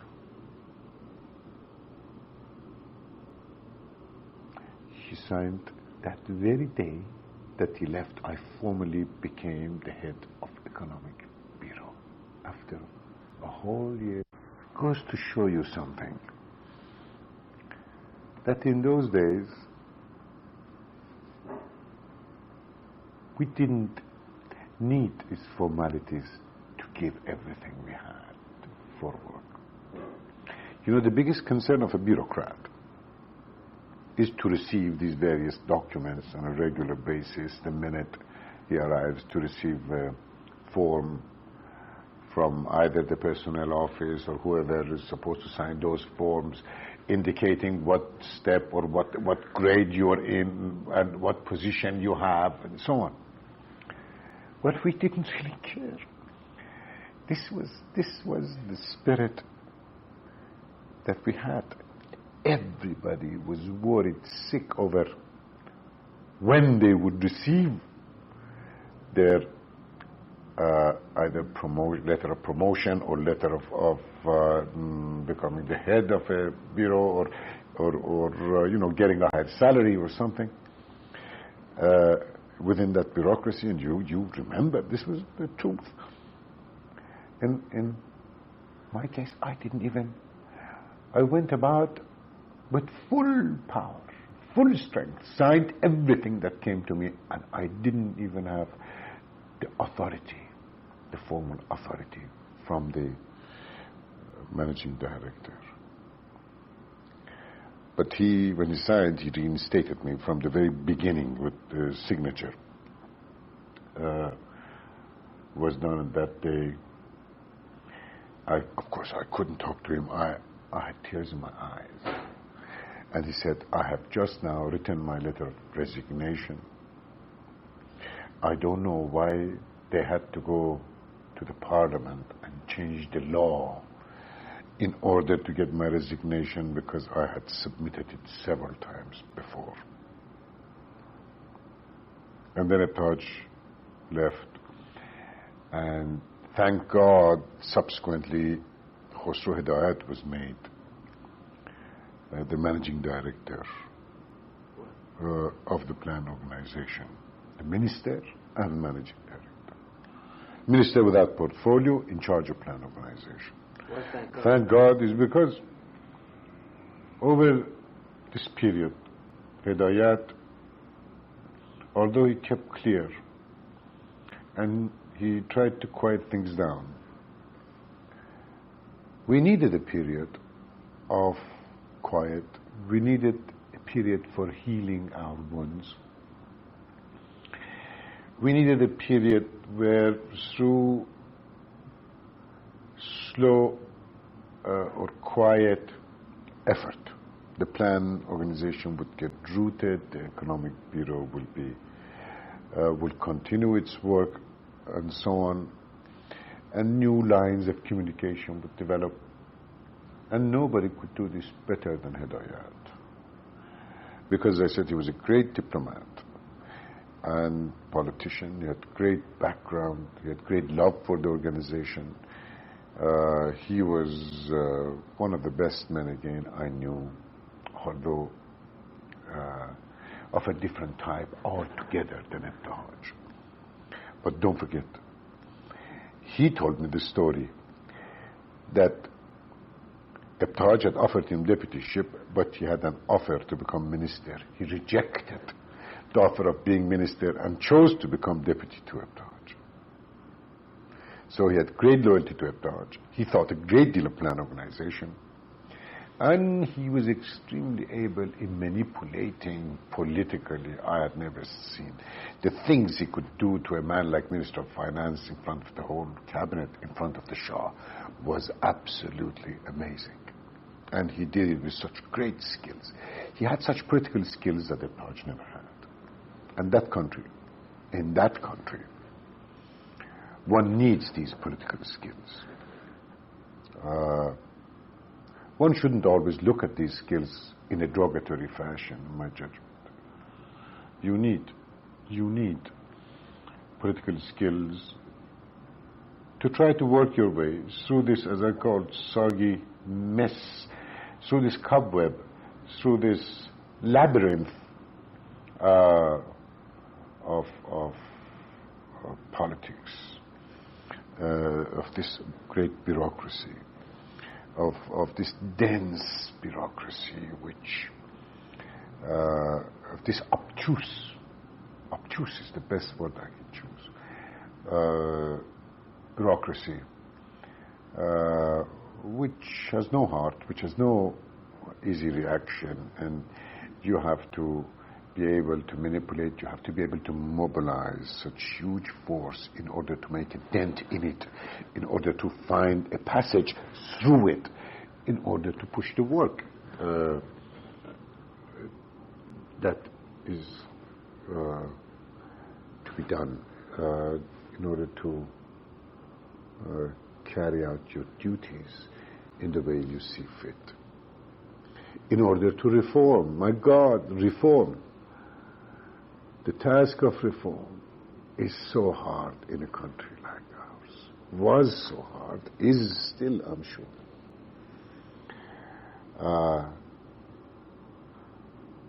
We thought, just to go back again, we thought the wedge approach, Taj thought the wedge approach would do it, could break right through into. The fact of the matter is, even if the Shah wanted, now we judge, he couldn't have done it because of the number of sabotage. It would be sabotaged. The whole thing would be continuously sabotaged. in that political atmosphere, in that situation. Even if he wanted to, in my judgment, it was very difficult for him to carry out. So you see, you come to the position that development can go as fast as the most inefficient or the slowest sector or organization within the total whole, not as fast as the most efficient one. That is the heart of the matter. It's very difficult for one organization to pull that whole great big bureaucracy with it.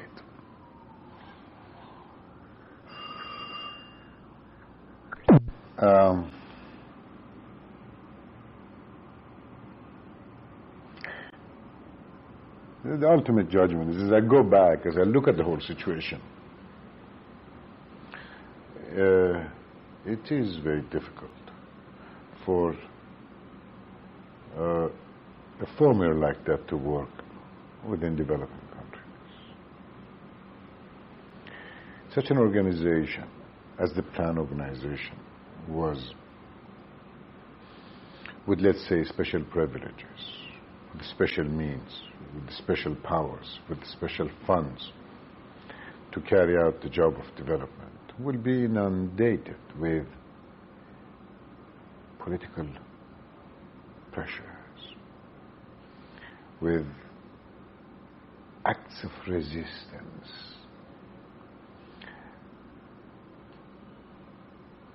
with obstacles by other organizations, by sister organizations, by the whole government, by political centers, by power centers, for the simple reason that nobody will accept the judgment that one group of people, even selected on the basis of pure merits, are better than they are. What is more, questions of outright interest, money, power, as I said, will come into play when you make such consideration. At the time, of course, we thought that was the only way to do it. I'm sure that Taj at the time thought that was the only way to do it. You see, when they talked to the man, they told him about the urgency. We've got to do something with these oil money as quickly as possible, you know. Well, if he took that very seriously, if I were him, I would have also suggested that you have to create an organization like this to simply carry out all of this. He wasn't alone in making that suggestions. There were others, the foreign advisors, the people who did the surveys. A man called Thornburg, who was at the time the head of the advisory group of what was called OCI, which prepared presumably the second plan,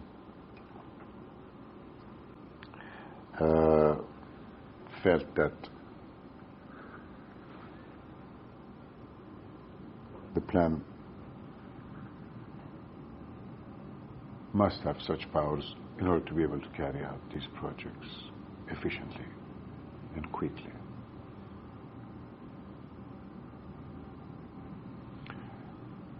As it were, don't forget, there were achievements. There's no doubt about this. Under the second development plan, many projects were developed, both long-term type of projects as well as short-term. Roads, railways, ports were built. A whole program of fertilizer, pesticide were carried out very efficiently, and mechanization, tractors, through independent agencies, by the way. Cities received electricity, sewage system, water supplies, some 170 cities, if I'm not mistaken. This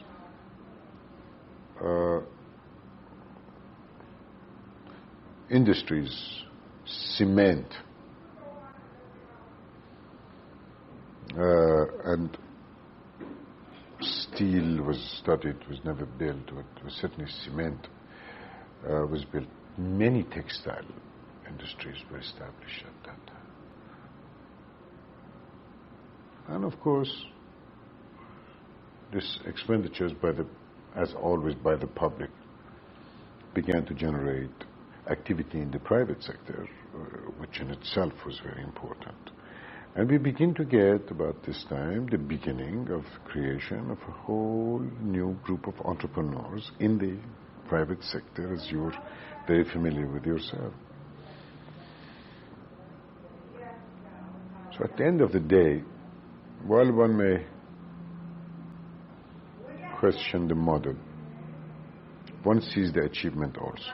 Now, if, let's say, they had started by simply distributing the money among all ministries, would we have had all those projects carried out?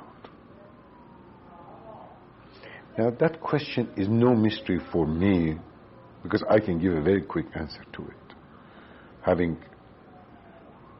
been familiar with what was going on. Not a 1/3 of them would have been carried out.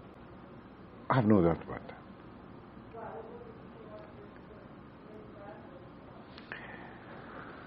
Which ultimately brings to the fore the recognition by the public servant of what is possible given the structure of a society, both in terms of politics and in terms of economics. I don't think you can proceed to develop economic models in vacuums, or organizational models in vacuums. These models have to somehow relate to traditions, to characteristics, to the politics, the political nature of things, if you wish, to the social fabric of the society in which you're working.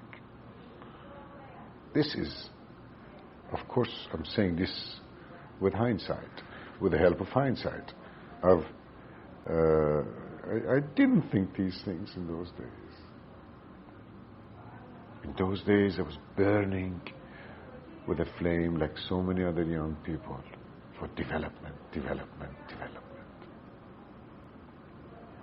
for honesty, for wiping out corruption, for reform, for land reform. What sort of a difference in the political context would have made your job easier at that time, as you were looking outside the windows of the plan organization? Oh, I wish... What sort of a role on the part of Majlis, or the Prime Minister, or the Shah himself would have been more helpful to you? I was never convinced, to this day, that they really ever understood what economic development was all about. At that time, I was never convinced that they really wanted economic development in that sense. But you see, above all... They being who? Outside of plan organization, I'm talking about agencies, ministries, civil service, the government, and so on. How about the Majlis? And the parliament par excellence. Which is sad. They never understood really. What is above all, they never understood or accepted or could accept the discipline the national discipline, the reckoning, the accounting that is required by economic development. They still don't, in my judgment. And that is what has lingered on. If you were to make an assessment of over all these years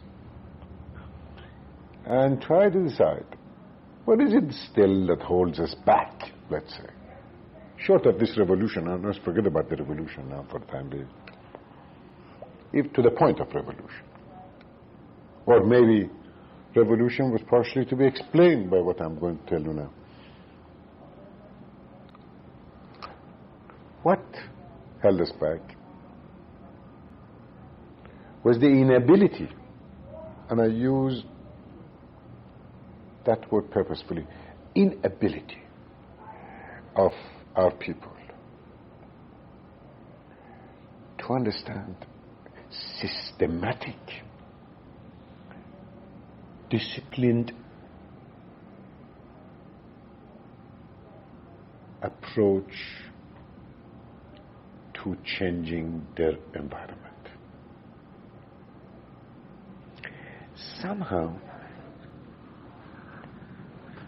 they believed that things would happen one way or another. Somehow they believed that things could never happen. Certain things could never happen. I remember so well, some of the old men used to come to my home when we were preparing the plan to advise me. Members of the family, friends of the family, and so on, to advise me on various things. One of them was the DESDAM. I say, why do you raise so many questions about the DESDAM? It's a good project. We had now studied it. The man would look at me, shake his head, and said, they will never let you do it. Now, I constantly ask, who is they? But they to them was a mysterious power someplace. Now, it could have been the British. It could have been...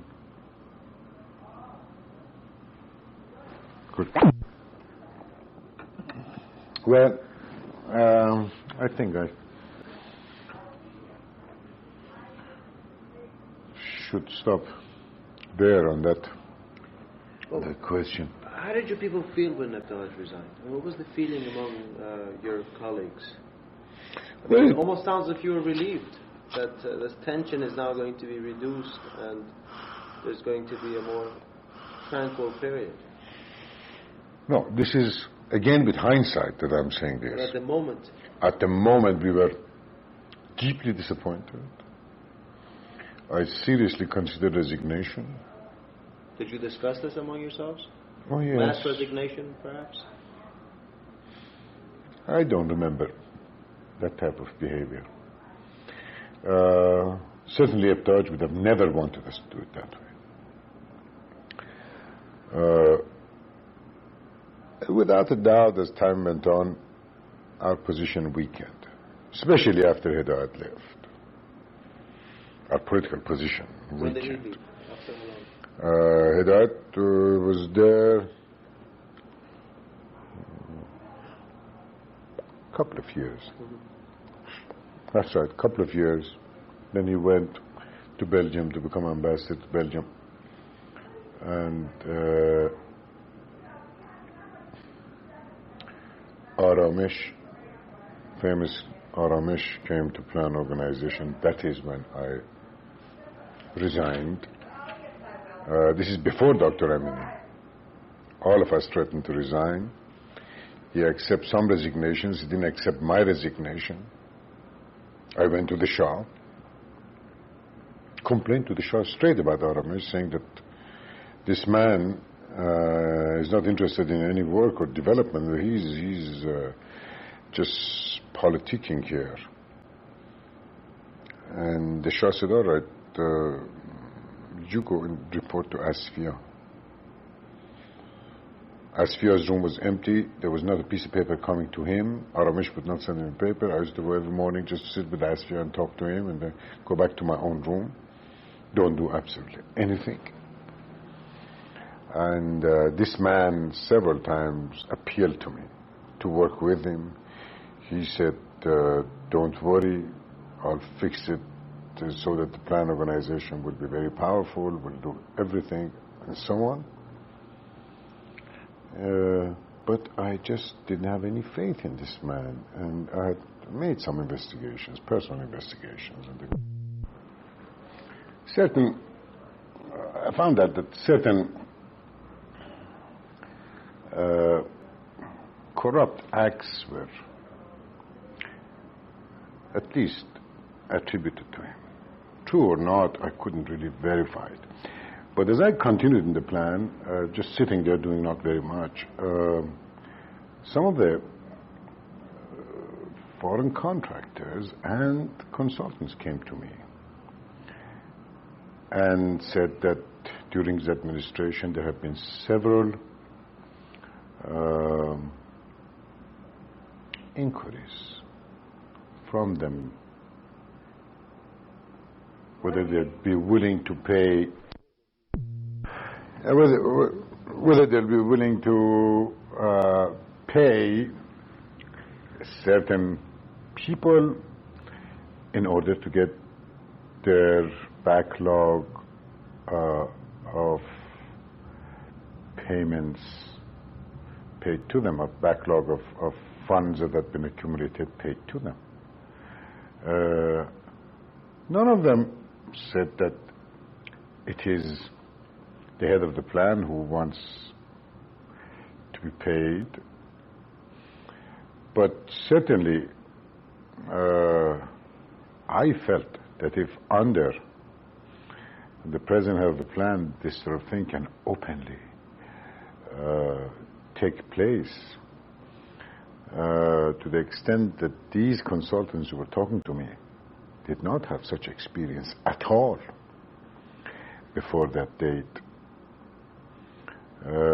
that this either must directly be related to the head of the plan, or at least indirectly, in the sense that the man would allow this sort of thing to take place under him.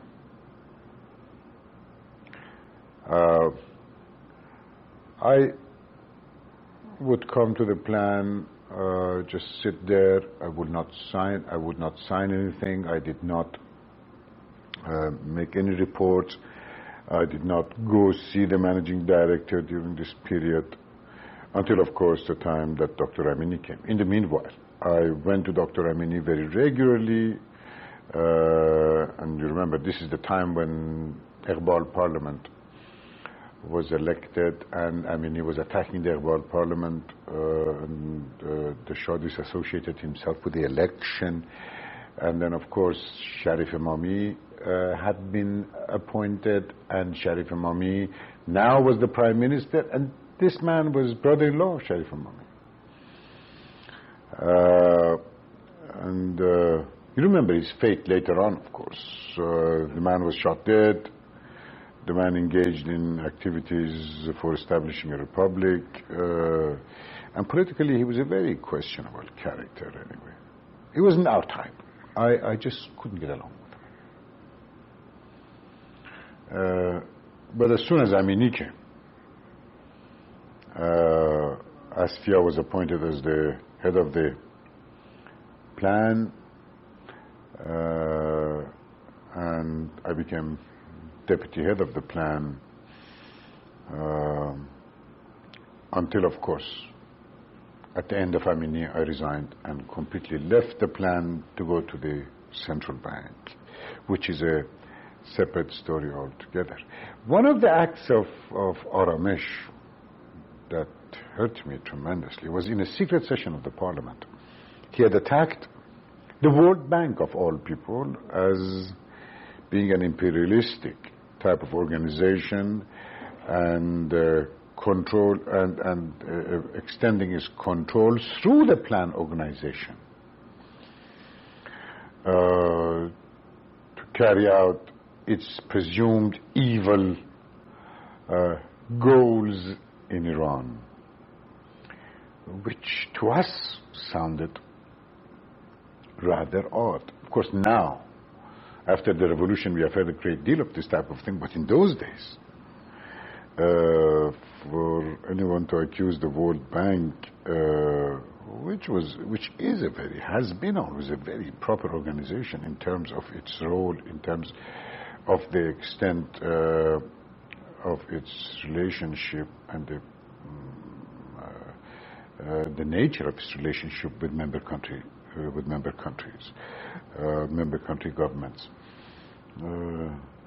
We certainly in our negotiations with the World Bank had never seen anything improper from the World Bank, and never seen anything dictated to us by the World Bank, except as we would choose, except as we would accept. I mean, every loan had conditions. Every loan had conditions.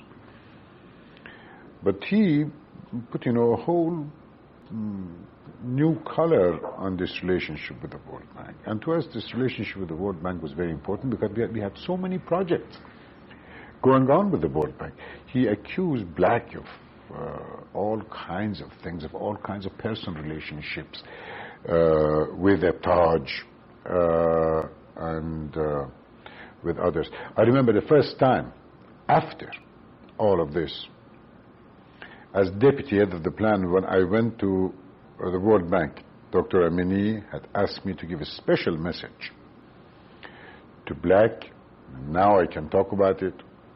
And I went to Black and expressed the due apologies of the Prime Minister for the behavior of this previous head of the plan organization.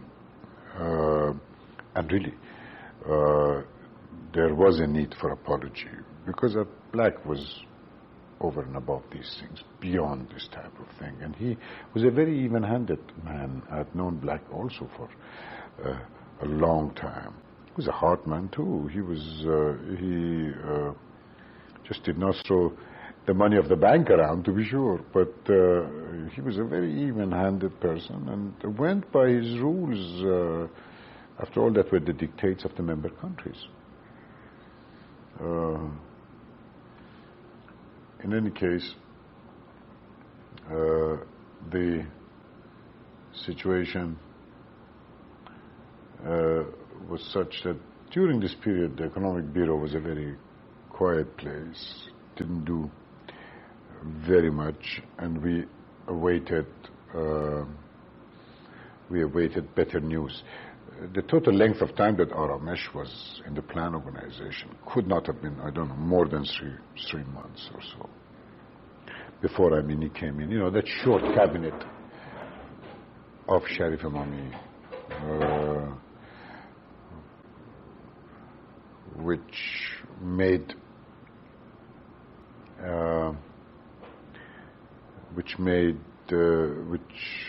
carried out the elections and created a new parliament. Again, Dr. Amini attacked the parliament, and again the parliament, he closed the parliament and he ruled by edict for quite a while there, until after he left, a new election took place. Why don't we Stop end today's session at this point and pick it up from the same point next time.